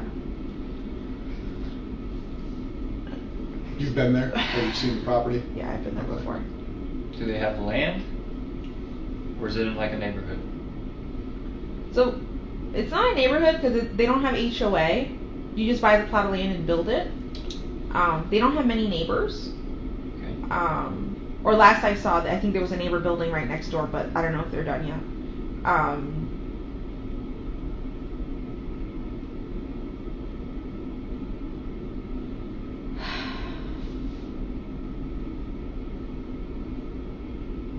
just feel like he had more. There would have been more spots in Northport for her to be dumped. Because from what you guys have told me, he went to St. Cloud, he went to 192. Could you guys tell where he turned on on any of these roads? It's just that he was on the main road.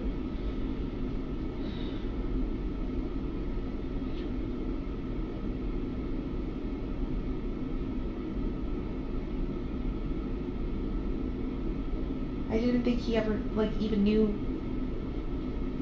where St. Cloud was, because we've never driven down that way ever. You live in Kissimmee, right? Yeah, I know, but to me, he's never had a reason to ever drive down to St. Cloud, ever. There's no store or anything he goes to down there. Everything is in Kissimmee or Orlando by the mall. Florida Mall? Yeah. Orlando Mall? Yeah, Florida. I sent the last detective 3 spots. I could have recalled him telling me he wanted to visit. Monday, when he left the house in the afternoon and got the flat tire, he had mentioned a few of those shops, so I sent them over to you guys.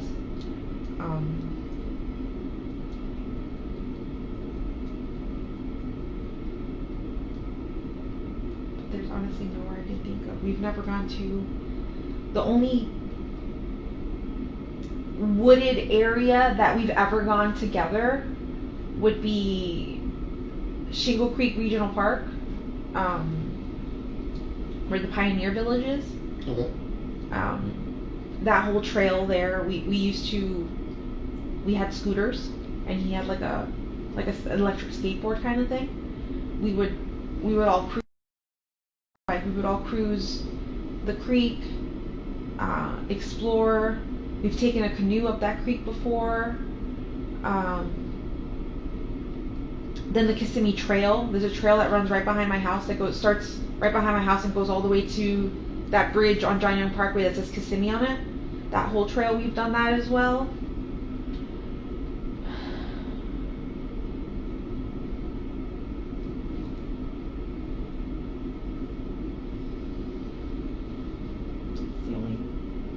That's the only places I could think that he may have gone, because that's where I know I've gone with him before. But anywhere else, I have no idea.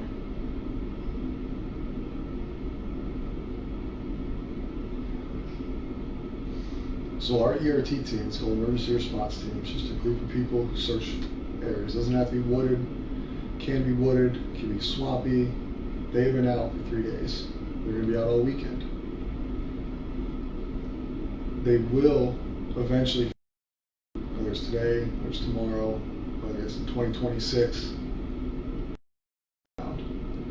Okay? I don't think you want that to take too long. Right? I'm sure you'd like to have a funeral. I'm sure you'd like to have some kind of memorial service. The last thing you want is for us to call you in a year and say, hey, we found remains. We don't know. Okay?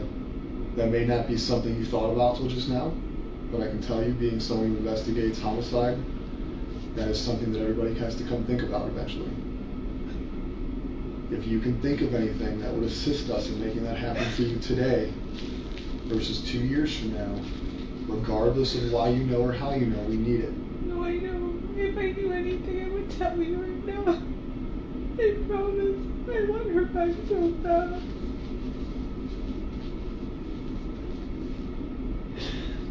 I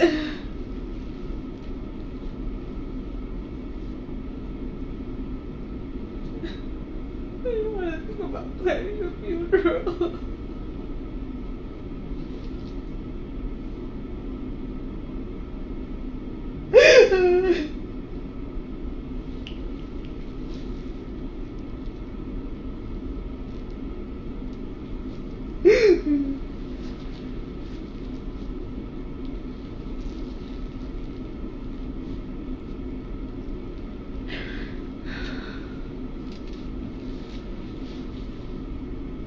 What has your communication been like with his father since this? I've limited contact over the last 2 days because I know too much and I don't want to tell them anything. You don't want to tell them what we've told you, or you don't want to tell them what you know? No, I don't want to tell them what you guys have told me. I can't. I don't want to share any. It's so difficult because I've known them for just as long as I've known Stefan. They feel like absolute shit right now. I know that they kind of got into a fight because Chris started. Are you sure we know our son? Are you sure we know our son? I don't think we know him at all. The mom was defending him, but now with everything, with the evidence on the phone coming out, they know. They know he's a piece of shit. We've talked to his dad, and his dad knows as much as you know. He knows his son's a rapist. He knows his son's a murderer. He's talked to us. He's been very open with wanting to help in any way he can, whether that's technological, whether that's verbal. Yeah, he even had. I was with him when he turned in his knife to you guys. He remembered he had a knife on him and gave it to you guys. I thought that was. Have you talked to Chris about Stefan needing a lawyer? Yeah. When?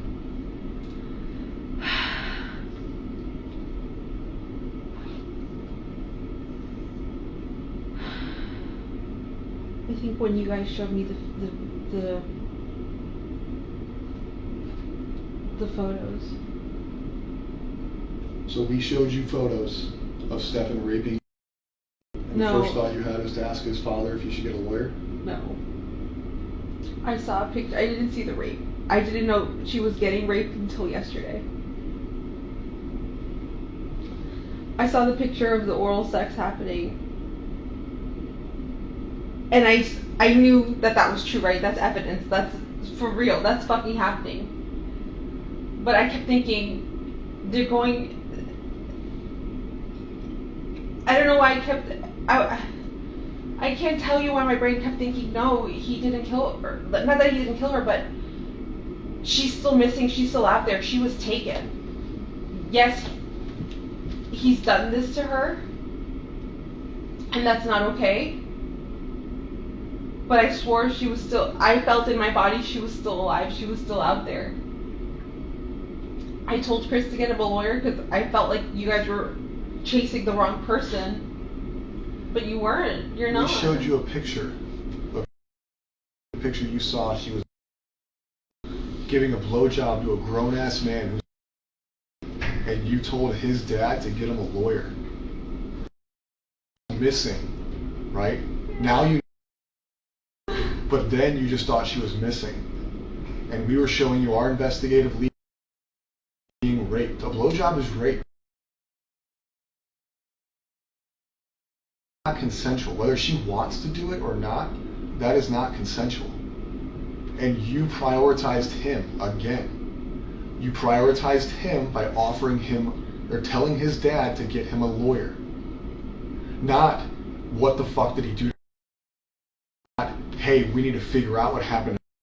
No, let's protect Stefan. I was in shock.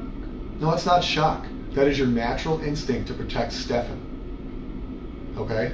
And if that's naturally how you react, that's fine. But that goes into what I've been telling you this whole conversation is I don't believe a lot of the things you're saying, and I don't believe a lot of the things you say you weren't aware of.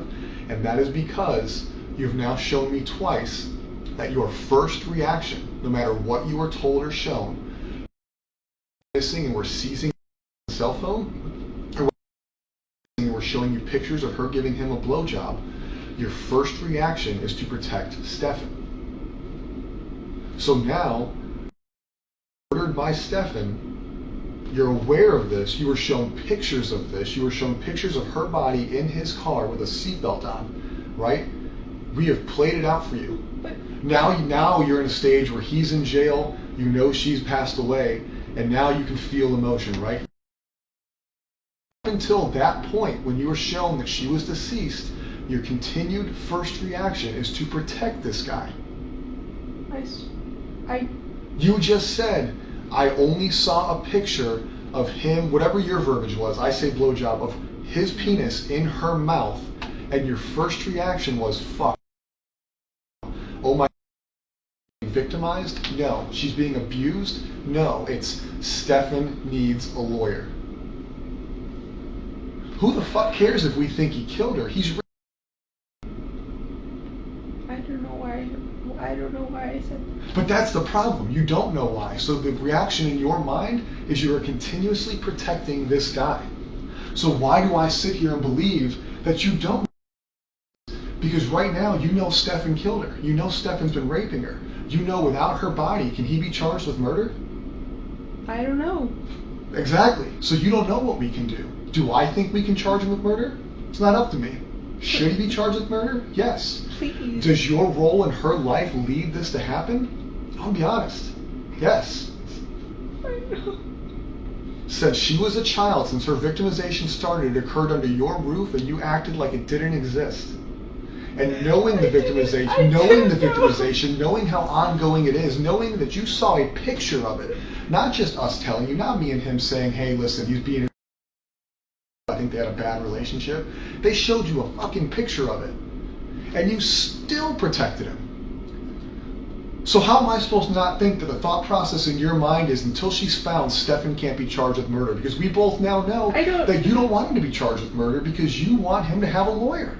No, I don't. That Part was of the blowjob. That was then. He can't be charged with murder. That was then. Everything that you guys have shown me since then and have shown me that he's so we had to show you a picture time. of her dead in a car for you to finally not take his side? Enough? Do you not see where I'm coming from? Like, I'm not trying to be a dick here. No, but it makes absolutely no sense that your name is Stefan. I don't know. Where does your mind go? Stefan. There should have been no doubt in your mind when they showed you that picture of what he was doing to you that you had any care in the world other than I want that motherfucker to die. Whether you believe in the death penalty or not, he protected him. So now we're talking about her disappearance and where her body is. Why do I believe that you're still not protecting him? Because you say so? Because you can't explain why you protect him. You can't explain what is inside of you that makes you protect Stefan. And you may never be able to explain it.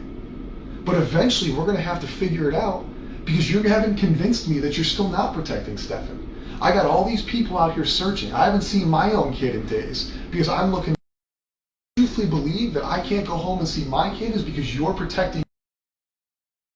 I can't go because you're people sitting in the woods just waiting for me to tell them where to go, but I can't because I think you're in trouble. I don't care about him. I want him to go to jail. I want the worst thing possible to happen to him in jail. I know what happens to predators in jail. Like, I'm ready for that. Like, please. I don't give a fuck about him. I'm not protecting him. But you knew he was a predator when you got shown the picture. And then you text his dad that he needs a lawyer and you hope that he invoked, was the words I was told. What? You hope that he didn't talk to us. He needs a lawyer. No. All over a picture. You didn't care. You didn't care then. Oh, whether sex isn't important to you, that wasn't anything close. I knew what I saw was He was terrible. a predator right then and there. That's the day you found out he was a predator. Yeah. Yes. And after you found out he was a predator, did you not say he needed a lawyer? I did. So why today, Friday at almost 3 o'clock, 5 days into the disappearance, 2 days since you probably found out, or 1 day since you found out she was murdered, do I believe you that you're not telling me where he went, or that he didn't disclose to you where she was, or what caused this to happen is, listen, I know you know I've been doing whatever, or listen, this fucking happened. How do I believe that that didn't happen when everything you've shown me is protect Stefan? Now, once if you show priority in this conversation, in this investigation, you're coming here looking for her, you reported her missing, trouble for not doing that. But outside of you reporting her missing, and I may be wrong, I haven't been involved in all aspects of it, but you have not shown me one bit that you prioritize her over him. And that sucks. Not because we're working our asses off for your family, not because we have people out there sweating their asses off for your family, but because I feel like all I care about is your care is to make sure Stefan doesn't get held fucking accountable. Well, I don't care anymore. Anymore. Because we're being assholes, because I'm not being nice. No. But up until Thursday, it was okay that she gave him a blowjob. No big deal. Get a lawyer. No, it wasn't. It wasn't okay. I saw that and I was in shock. And I don't know why my first reaction was to tell him to get a lawyer, but I saw that and I was in shock and I was just like, I don't know what to believe. I don't know what to believe. It's easy to believe it now. We showed you pictures of it. You can't deny it anymore. The sex was okay. The murder's not. At least that makes sense. None of that's okay. I want to know what it is. And not because I think you're a bad parent, not because I think you're a bad person. Dead or alive, she's missing. Her body is out there. Her body needs to be recovered so she can have a proper burial, a proper funeral. She needs to be laid to rest. Your family needs to be able to mourn her. And we need that information. That is life. That is not life of the law. That's not life of the sheriff's office. That is common decency. That is what she deserves. That is what you deserve. That is what your family deserves. But the longer that happens, the longer it takes us to find her, the less likely that's going to be for you guys. And I'm sorry if I'm wrong. I truly am.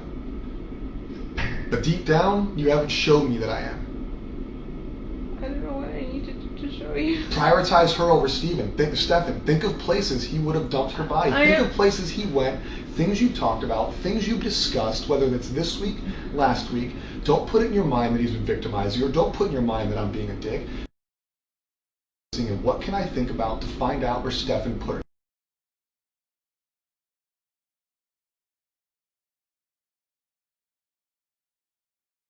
You know more about where he goes, what he's doing, or what he would do than you want to realize. That's natural, not because I'm telling you, but because that's natural.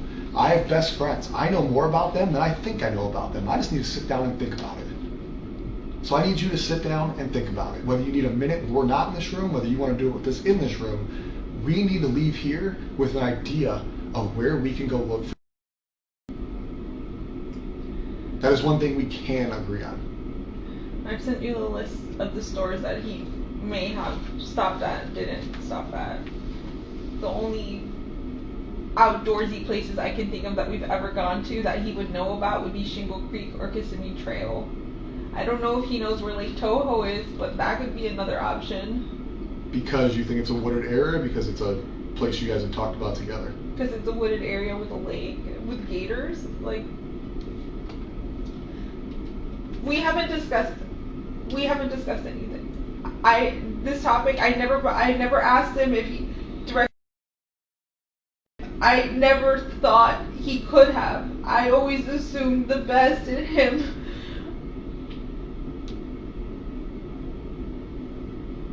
But I didn't ask him directly. I didn't even suspect. Not until you guys showed me that picture upstairs. We're here. I don't know. I'm just thinking of, if I name places, it's going to be wooded areas that I can think of, but he hasn't told me anything. Like, he has not told me, or we haven't discussed. So him going to 192 that day, all you know is that he went to 192. He said he wanted to visit House Card Rules. That was one of he named 3 stores, and that's one store I can remember him listing on that list. House Card Rules? Yeah, I don't have my phone. We'll get your phone a little bit. House Card Rules. What kind of store is that? I don't know if that's like a video game or card game or board top game store. But that's on 192. Close to one. I think Okay. I think close to 182 somewhere. And he said he wanted to go to 3 stores. Yeah.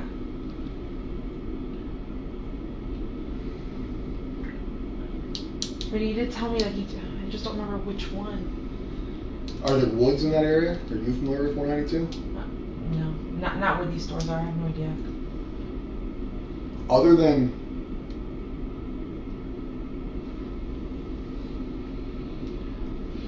you came up with wooded areas that you know of. Yeah. You came up with wooded areas that you think he could dump a body in. Because I've been there with him, yeah.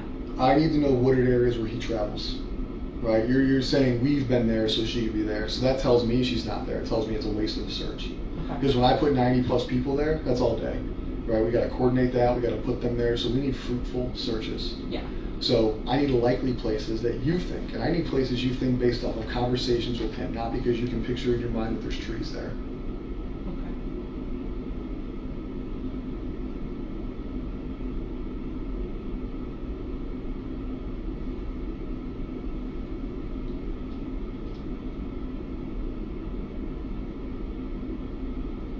There's no conversation I can think of where he's named interest in being anywhere near woods or it being along his way.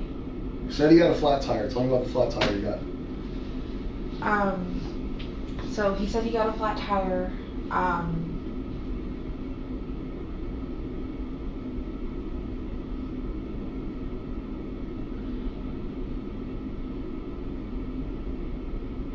I'm not sure when he got a flat tire, but he said he got a flat tire and then came directly home, and he got home around 2:40. So flat tire, he said he was driving down 192 and it just popped and shredded and fell apart.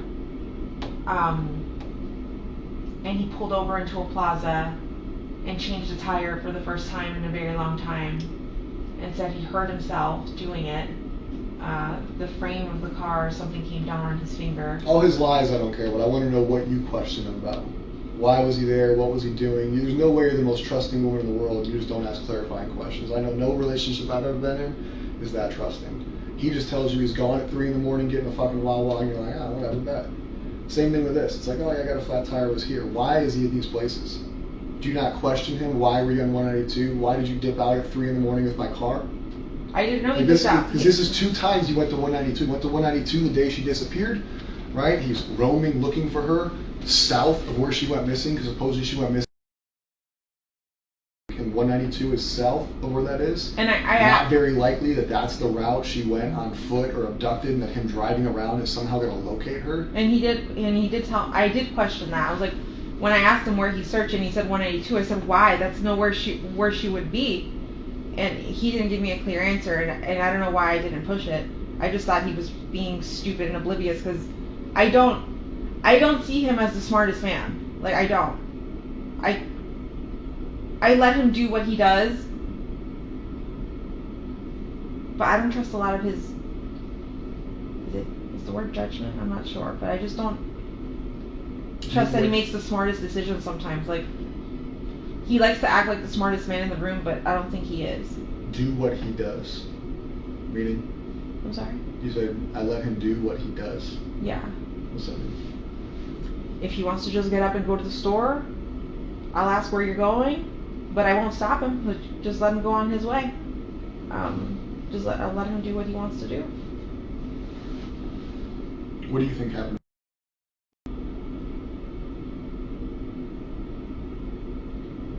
Monday to now.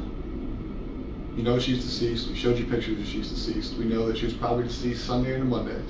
You didn't see her Monday morning. I still don't want to believe she's deceased. I know I know you showed me pictures, but for the purpose of this conversation, I need you to believe it, because I need you to figure it out. I need you to tell me what you think happened to her. I think he killed her that night. How? I don't know. Could it be possible that he drugged her? Could he have choked her? I just don't know how you kill someone and don't leave a mess or don't leave evidence, or I mean, was there a mess? Was there evidence? I haven't gone upstairs. I don't know what you guys have. I barely went into the house today, so I don't know what. I need to know what you think happened. I think he killed her. How? You mentioned drugged her, you mentioned other things. Explain your reasoning behind those assumptions, and we'll move forward day by day. So he had access to benzos and I think Lunesta. What are those? I'm not familiar with that. Benzodiazepines are anxiety medications which relax you and can make you sleepy. Okay. And Lunesta, I think, is a sleeping medication, like for insomnia. So I don't know if it's possible he gave her something and she was drugged. In those photos that you showed me where you're saying she's dead, maybe she was drugged. But if she is dead and it was done upstairs, I could just only imagine that he choked her. I don't know how else you would kill someone and not leave a mess. How do you think he got her out? I have no idea, because roommates come in and out of the house at any given point in the morning and we don't know their schedules. They can come in at any time. You guys showed me a picture, I think, of him or her in the car at 7:30 in the morning. My roommate left the house. She's the one who leaves the earliest. She left at 7:45. So like, what if he had waited a little longer? She would have caught him with carrying a body out of the house. How did he do that without being caught or seen?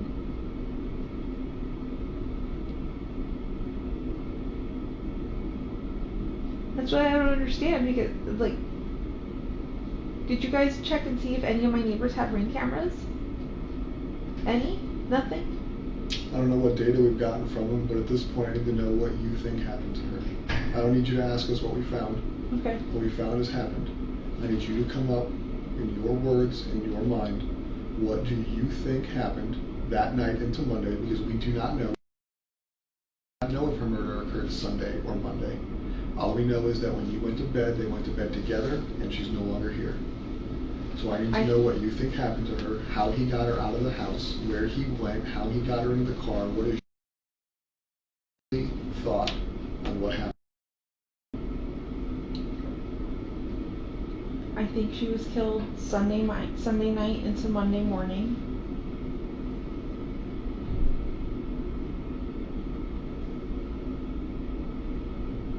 I'm thinking he carried her out of the house. I don't know how he didn't get caught by any of my roommates or no one heard.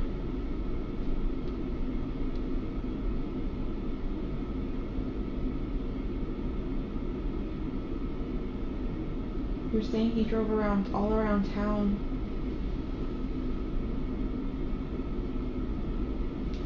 I'm not sure where he could have gone.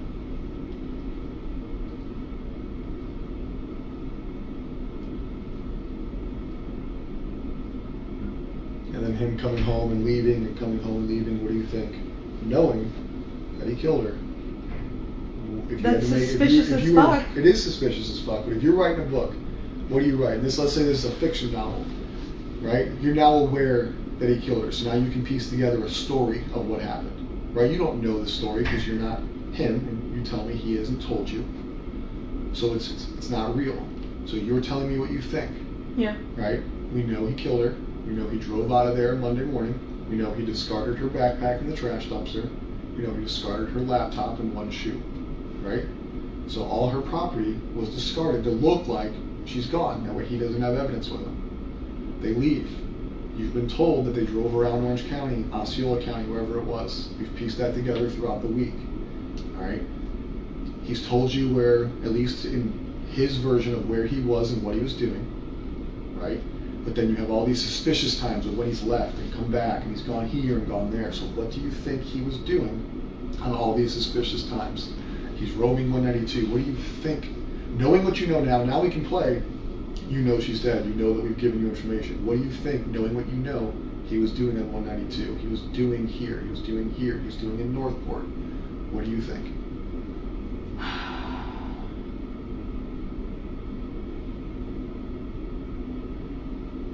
So him leaving early in the morning and driving around aimlessly somewhere.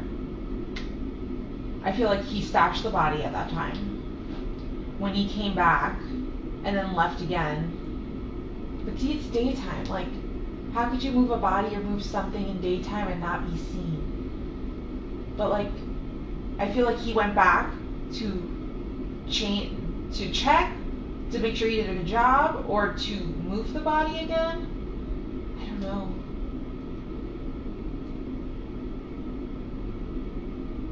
But him leaving the house multiple times without his cell phone is sketchy as fuck. It's so suspicious. Which is an intentional act. It's not accidental, so that can play into what you think happened.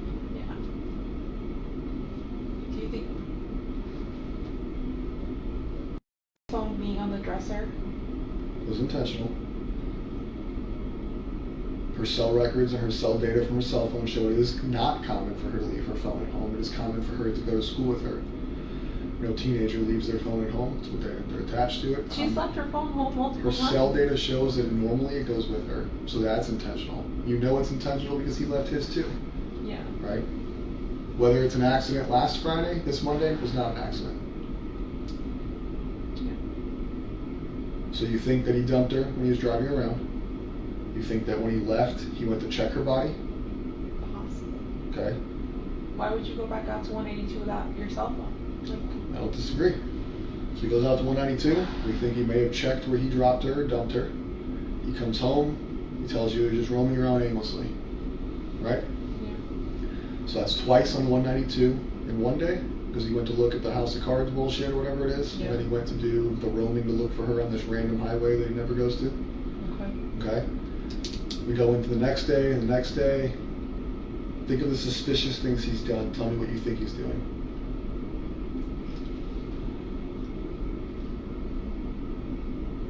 Him grabbing my phone and trying to log into his emails, that seems kind of suspicious. What was he trying to see? What was he trying to do?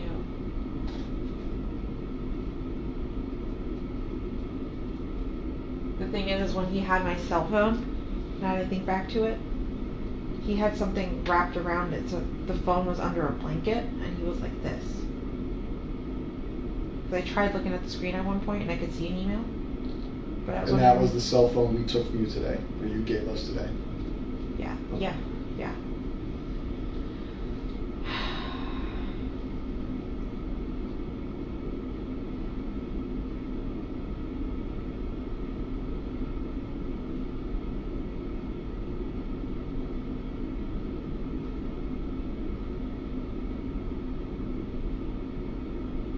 Can you guys tell me if this is true? Because I recall a family member telling me something, like my sister.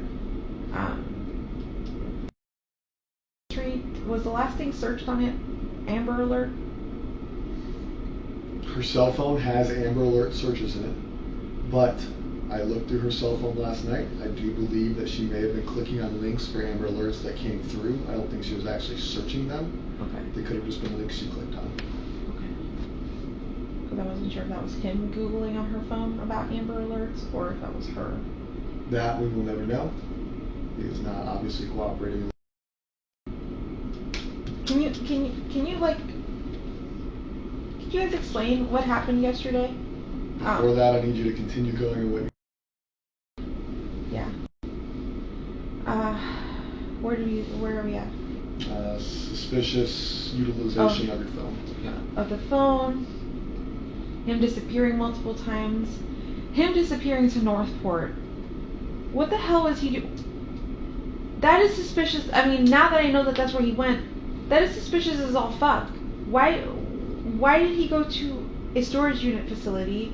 What was he grabbing? What was he trying to dispose of? Or what was he trying to hide in the That to me is suspicious. Do you put more weight on that than 192? 192, no, because 192 would be something happened in Northport. There'd be no reason he would take. Do you understand what I was asking with that phrase?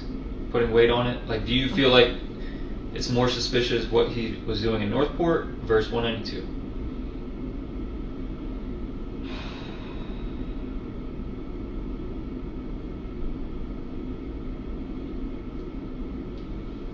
I don't know which one's I don't know which one is more suspicious to me. They both. 192 seems to me like the easiest place he could have dumped her or like figured out where to put her. Unless she was in my trunk the whole time and he went to Northport.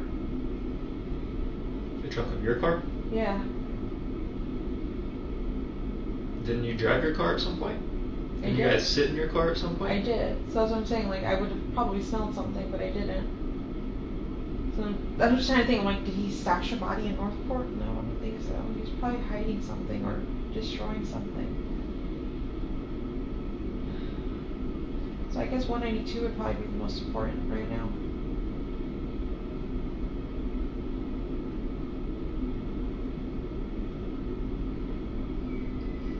Her being in your trunk is oddly specific. The only reason I say that is because from what you guys have told me, he went directly from the hotel to Northport. I don't think he made any stops anywhere in Kissimmee or anything first and then went to Northport. All we know is what we can piece together through accessible cameras and data.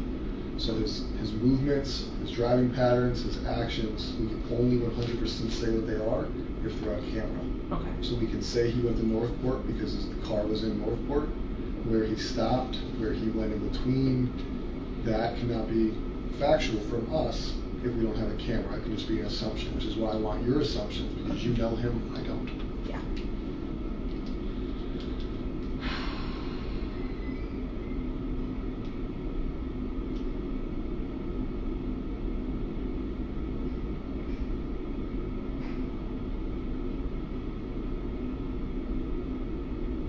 If I fell asleep at 3:30, 4 o'clock in the morning,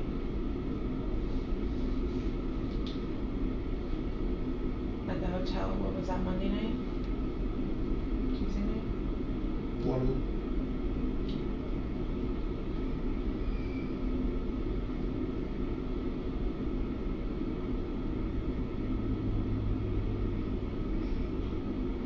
I'm just trying to think, like, could he have had time to stop somewhere, wherever he stashed her, and then took her to Northport?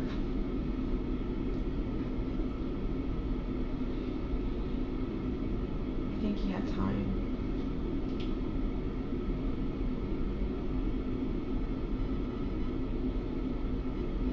Has he cleaned your car since he came back from Northport?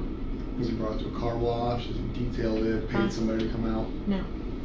Because you, through your, we call it a fiction novel, you pieced together what you think happened based on a suspicious activity, and you ended with, you think he put her in your trunk and brought her to Northport. Yeah. I know I asked you to make assumptions, but now I want to know why. Why is that how we finished this? What is in your mind leading you to believe that is the ending of the story?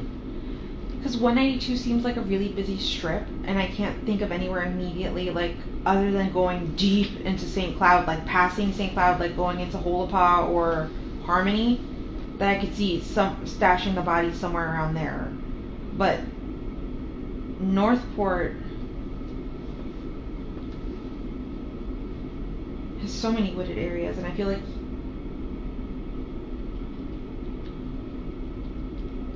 he would be familiar with both areas. I just don't know him to ever drive down 182 super far down, like into St. Cloud. But I've known him to drive around all around Northport.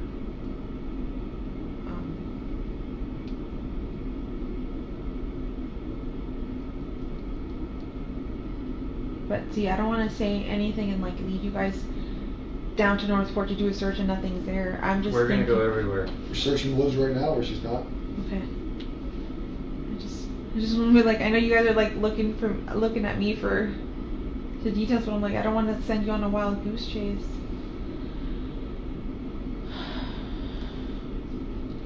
You know him better than us. You gotta really think.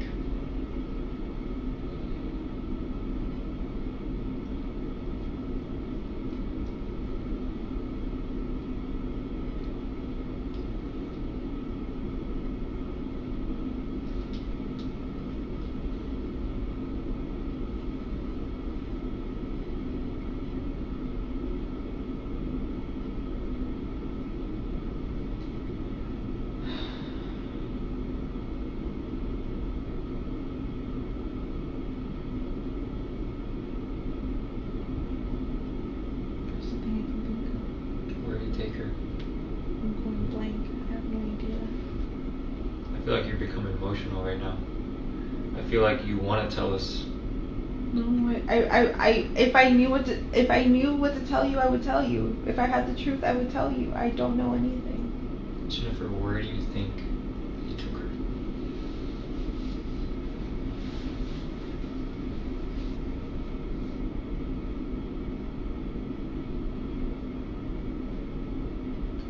If I were him and I had to stash a body, but I would never do this.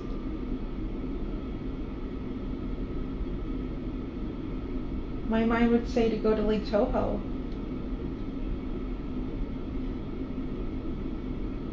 There's a lot of woods there, there's a lot of gators.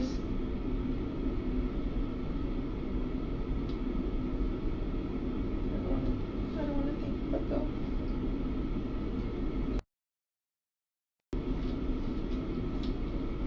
No, I know. I just don't want to think about him getting eaten by gators.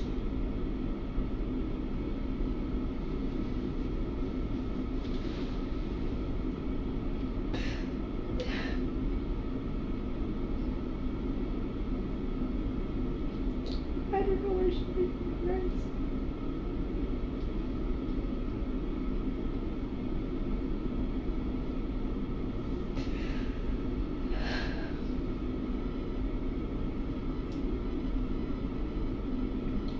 Like I told you, there's going to come to a point where we will. Right? Volusia County Sheriff's Office just found somebody the other day that's been missing for a long time. People get found. Sometimes it's quick, sometimes it's not quick. I hope in this situation it's today, tomorrow, Sunday, but we will find her.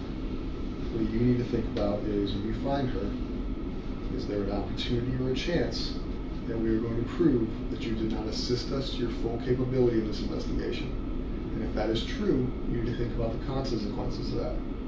Consequences of hindering a murder investigation or a capital sexual battery investigation could be punishable up to probably the same charges, the same time in jail. I know you know that I don't believe what you're saying, and I know you know that I think you prioritize Stefan, but you prioritize jail. You see what I'm saying? Like, if we come back and prove that you sat in this room and misled us, No. that you didn't lead us in the right direction, or that you assisted, or you acknowledged, or you knew, you're going to need warning from jail. If I knew anything, I swear I would tell you. I know nothing. He hasn't mentioned. We haven't discussed this. I had no suspicion of anything. He did not tell me any more details of where he went that day other than those shops that I had mentioned.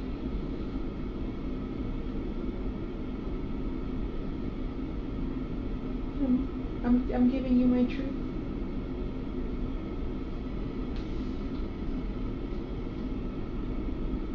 On any of the days that he came home after these suspicious outings, 192 trips, Northport trips, and everything else, did he change clothes? Did he come home and appear disheveled, sweaty, dirty?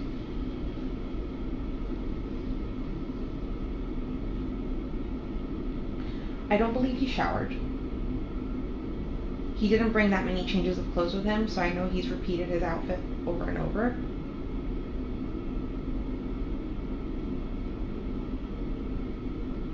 It's possible he could have come home all sweaty and disheveled after the supposed changing the tire thing, but I wasn't home to see that. Okay.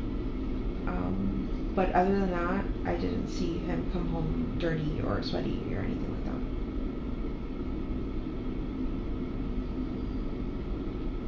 Did he do anything he normally doesn't do within the house around you?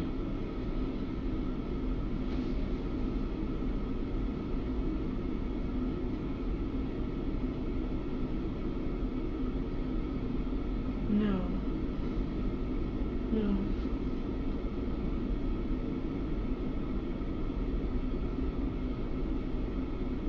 He was acting very normal, sitting on the computer chair, chatting away with me, talking about not resetting his phone, updating his phone.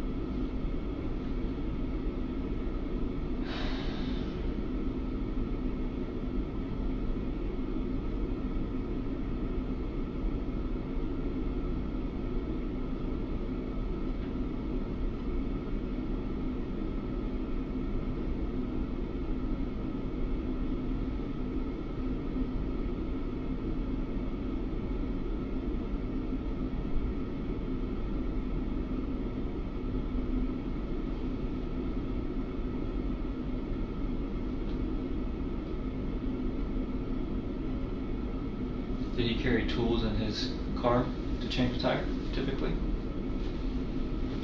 I think he said there was a tire iron in the car and the jack. Did he bring it inside? Did he leave it in the car? After? I think he left everything was in the car.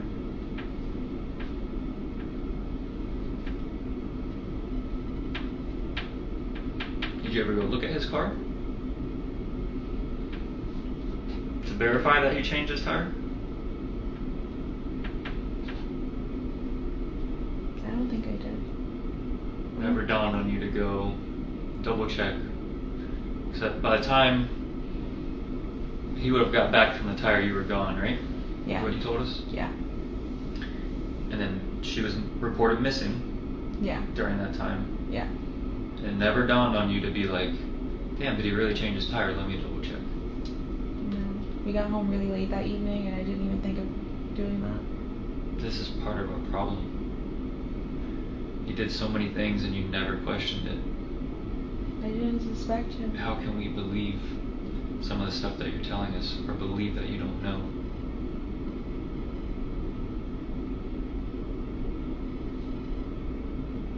I don't know how to say it. I mean, I guess I'm stupid and gullible and very trustworthy, but I didn't think he'd be the type to do anything like this. I didn't doubt. But you knew he was vindictive. You described him as not trustworthy with his family. You described instances where you document where he was lying to his family, lying to you, lying to others. Lying to his family, yes, but lying to me. You discussed that he wasn't that good of a person. You had to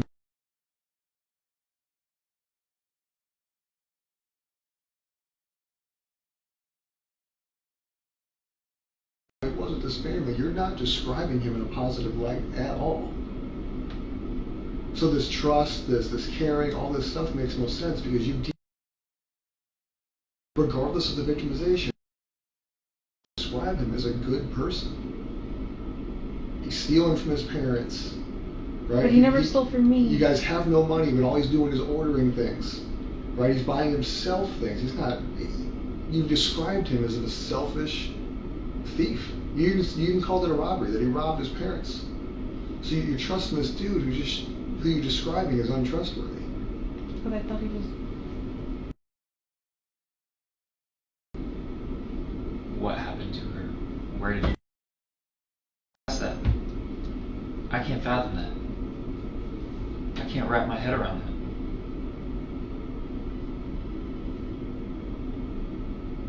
that. I think I only asked him if he took her to school. When I called him and told him to come to the office, I asked him, like, you dropped her off at school, right? Because she never made it. And he said, yeah. And I was like, she never made it.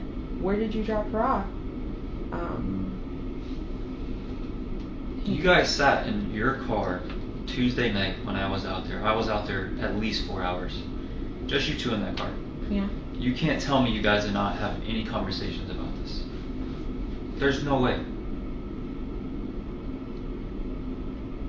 A reasonable person would have been questioning him. You were the last person with her. What the hell happened this morning? You never did that in that car. No, I didn't.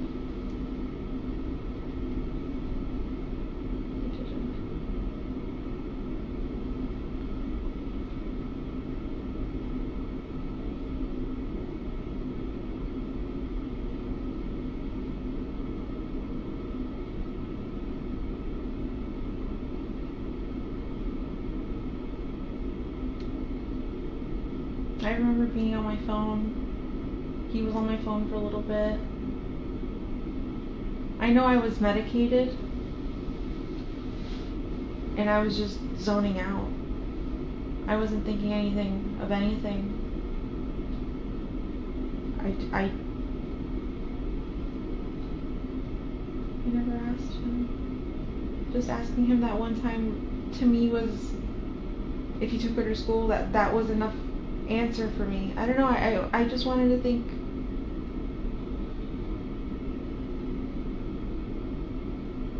Not think the worst, I guess? I don't know. But I just didn't think he did anything. Now I know. But then I didn't. I was still believing everything he was telling me. Juvenile robbery suspects utilize the excuse of, I was high on bars, I took Xanax, I was blacked out. Right? Every juvenile robbery suspect you interview, I was, in your words, medicated, in their words, high, incapacitated, drunk. It's an excuse to avoid admitting what happened. When you say you're medicated, I can't think of an amount of medication that will numb you so bad to numb the fact that that investigation is occurring right in front of your face for your missing. So being medicated is just an excuse to avoid answering why you didn't discuss with him what happened. It minimizes your guys' interaction by saying you were not fully coherent. But there's a person I know who can sit in a car and watch a bunch of detectives and crime scene investigators and everybody else search her house, seize her house, and be so numb that somehow is not ringing bells, is not overcoming the power of this little medication. There's no way. The human body will overcome that in a big situation. You didn't take enough medication to numb you of the reality of what was occurring. I mean, there's no way. Unless you were fully incapacitated, there's no way you were so numb that everything he described to you, everything I described to you was not in the forefront of your mind. You weren't numb. Just like these robbery kids weren't blacked out. They weren't high enough to not remember the robbery. They just don't want to talk about it. No, it wasn't clicking. It didn't click to me. Like you guys telling me like it wasn't as obvious, like this and that. I still believed the story he had told me, that while we were sitting in the car, I still fully believed everything he had told me.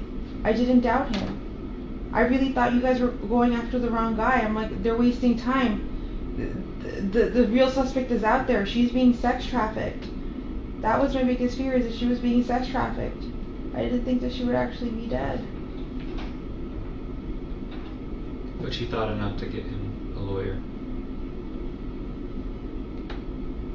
I really thought you guys were going after the wrong guy. At that point, from the jump, we've been trying to find her.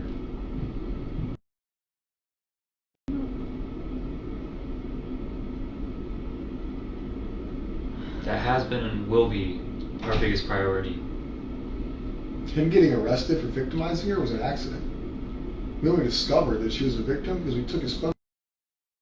And I'm like so happy that happened, because if not, this would have continued to keep happening. Well, it wouldn't have, because he killed her on Monday. Talking about if she had been found. Found alive.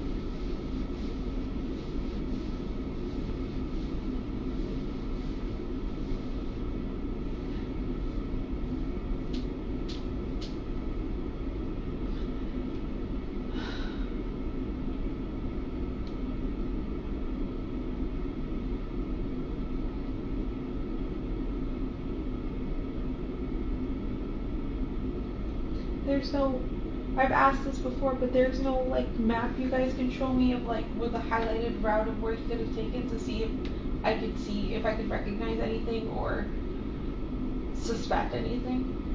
I can pull up a map on my phone of the areas you described and we can go through it. Sure. You said House of Cards? No. House game rules. House of Cards. On Vine Street in Kissimmee. by Oak Street. There you go. That house game rules. Feel free to drag the map around as you please.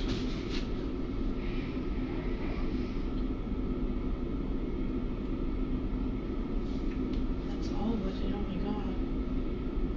And realistically, Florida has a lot of wetlands, so anything you see that's green may not necessarily be wooded. This may be a rule, but we're looking more for where you think based off of this route, not necessarily just like the green parts of the map. Yeah.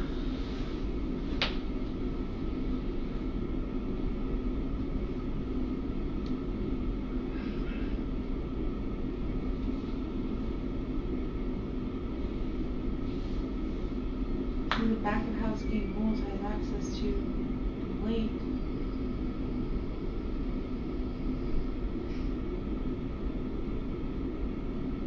That is the one shop I can remember him specifically naming that he was going to that Monday. He said house game rules. Did he make it there? I don't know.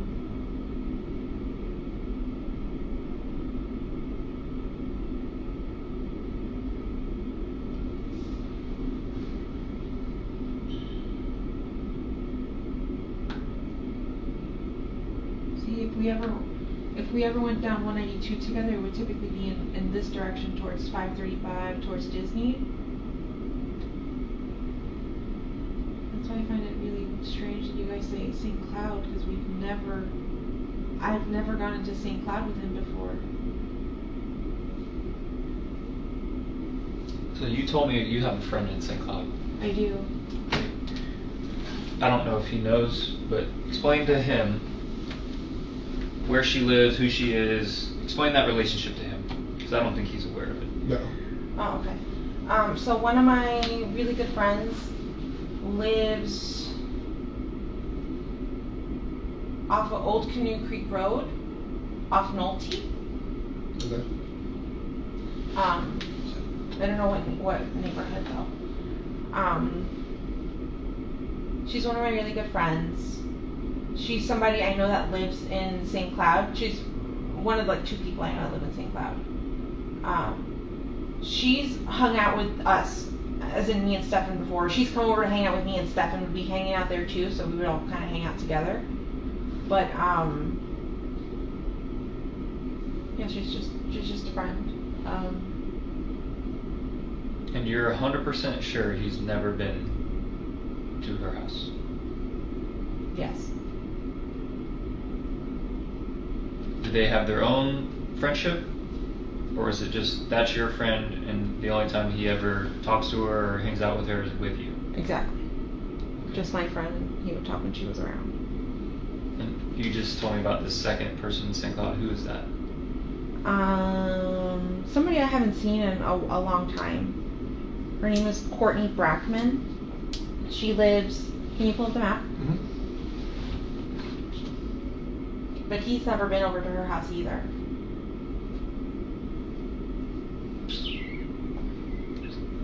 Search.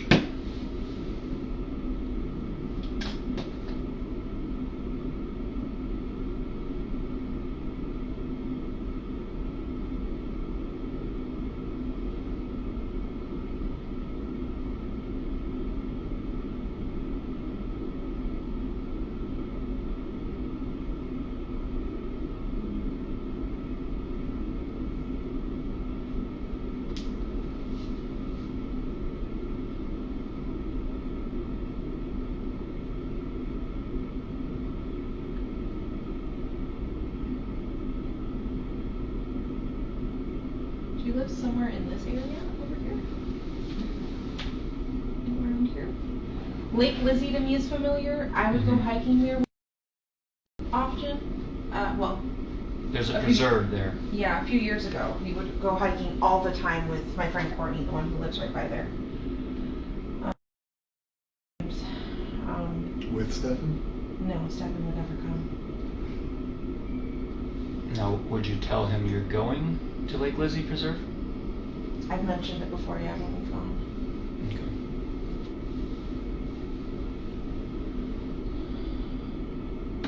Okay. When we talked about St. Cloud and he had asked for your top 5 places, why did this ever cross your mind? Lake Lizzie? Any of these places in St. Cloud that you're familiar with? I mentioned them the first time St. Cloud was brought up. I mentioned my 2 friends that live there. And then, I don't know if I ever mentioned Lake Lizzie. Not sure. Do you know if Lake Lizzie was special? She did enjoy going out there. Was she verbal about that? Like, did she make that known to you guys? She always told me that if we were to go hiking out there, to let her know, because I've gone hiking without her. I want to go. But it's been a really long time since I've done a hike down Lake Lizzie with her. Okay. That's been at least 2 years.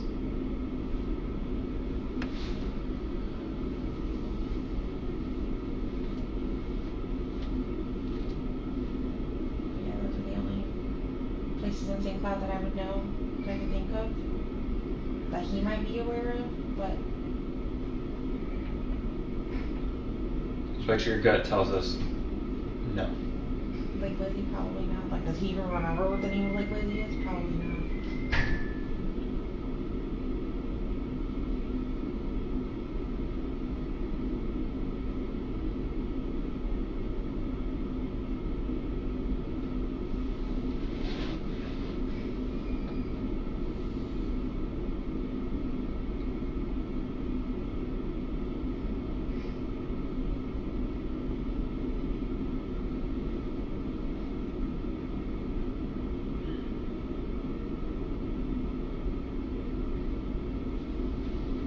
Okay, is it okay if I look up past card rules again? Yes.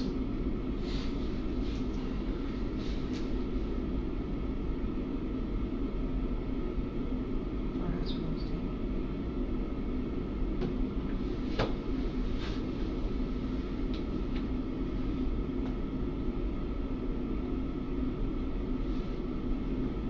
Was he into video games? Yeah. Yeah. World of Warcraft, into tabletop games like Dungeons and Dragons and Warhammer 40k, card games like Lorcana, which is a Disney card game. That's what he told me he was going to go do Monday. He was going to go look for Lorcana cards, and that's why he was going to go to House Rules Gaming. He was just going to make a few stops, and I said, why are you doing that? Why are you wasting time when we don't have money? Like, you don't have money to spend. He's like, oh, I'm just browsing. I just want to look. I want to see what they have available. That's all he said. Every time I did question him, he always had an answer.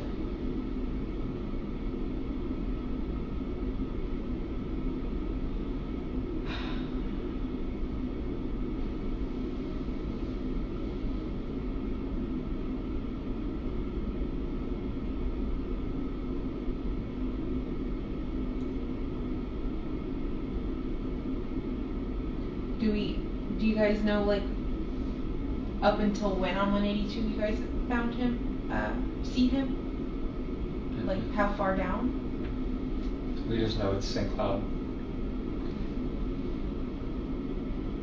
So I keep thinking, like, house game rules on 182. Okay, it's got some secluded stuff in the background, or in the back of it, but it's still 182. It's still really busy.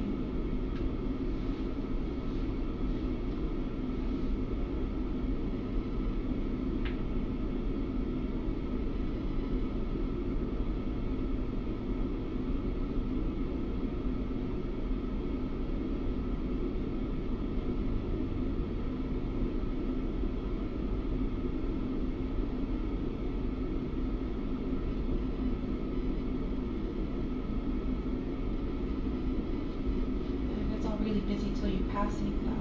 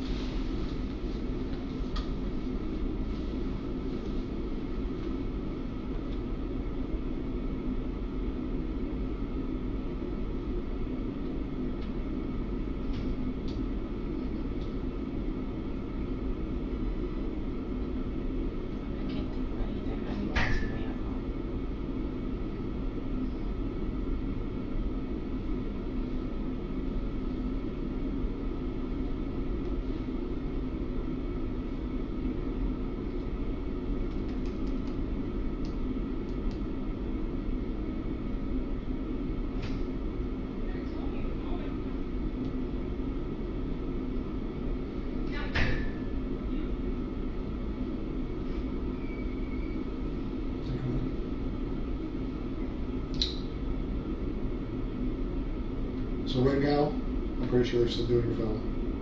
I think. How'd you get here? You're driven here? I was driven here, but my dad followed behind. I think you guys said my car might be ready. We'll verify that in a minute. The investigation is still going. Yeah. Right, Stefan also is not in charge of murder. Right, just a sexual He's not, or battery. he is? He has not been. Oh, okay. He's just been charged with sexual battery. I have a couple questions for you that are going to be on record, that are going to be official, that I need you to answer truthfully. Because if they determine that you did answer not truthfully, you can be held accountable for it. Make sense? Yeah. Raise your right hand. Do you swear that everything we talked about today in this interview is true and correct? Yes. Did you lie to me or the detective at any time? No. Okay. Do you currently know, or have you ever been aware of where his body has been since Monday? No. Did you have any? No. Were you aware at any time, whether it be the most recent instance or the first instance, victimization sexually by Stefan? No. Okay. At this time, you do not know where Stefan went on 192? I don't. You do not know where he went in Northport? I do not. And you have at no time this week had any conversations with Stefan where he disclosed what he did? No. Okay. The story that we talked about of what at one point we discussed that she could potentially have been in a trunk on the way to Northport. Yeah. Is that information you know to be true or an assumption? An assumption. Okay. Do you have any questions for us before we go check on the phone in the car? We may not be able to answer everything, but if you have questions, we can see if we can answer those questions.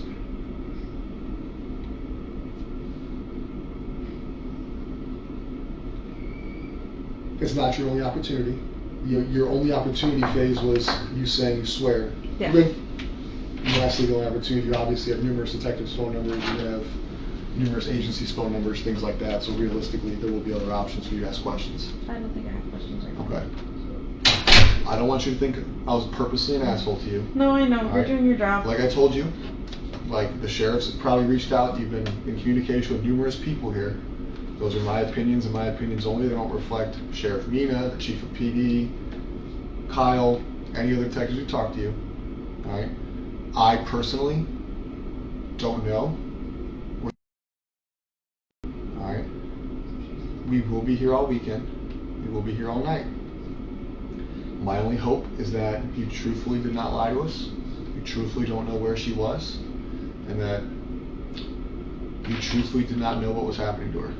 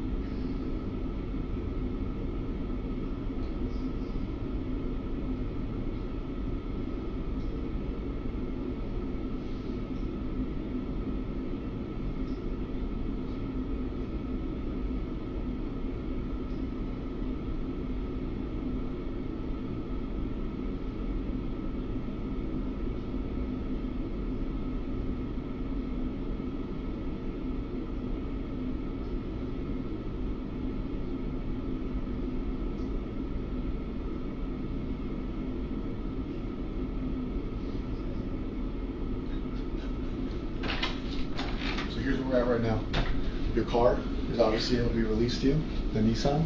Okay. It requires us to do some paperwork because we did log it into our system. So now that it's in our system, we got to release it properly to you, which is no big deal. It'll take a couple minutes. Because of the high profile. All right, I know you said we can download your phone, and I do appreciate your cooperation with that. But because the same way we did with Stefan and every other phone and digital device we've seized, they're making us write a search warrant on it, which really doesn't affect you too much. The search warrant is a legal thing. It's not a you thing. It's not a trust thing. But with that, it takes a little bit longer. Yeah. All right, so I can release your car to you right now. We can go facilitate that downstairs. I cannot make you a promise that that phone will be downloaded by the time your car's ready. What I can promise you is that the moment it is downloaded, if you have left from here, I will bring it to you. Do you have, you're staying with your sister still? Does anybody have your sister's phone number that we can make sure we can communicate with you on? Yeah. My dad is downstairs, I think, waiting for me, so I can give you my dad's number since he'll be Whatever with me. phone numbers we can have, just to make sure that Yeah. if we are unable to give you the phone back today, Yeah. I'll throw my shit out there. That way, if we are unable to give you the phone back, we at least are able to contact you, and we want to make sure you have a phone to contact us if something arises. You know what I mean? Yeah. No, for sure.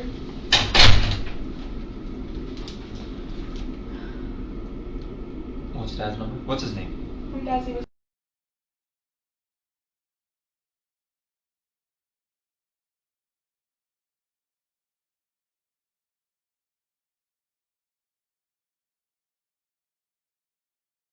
And if you can't get a hold of him, you can take my sister's number. She's.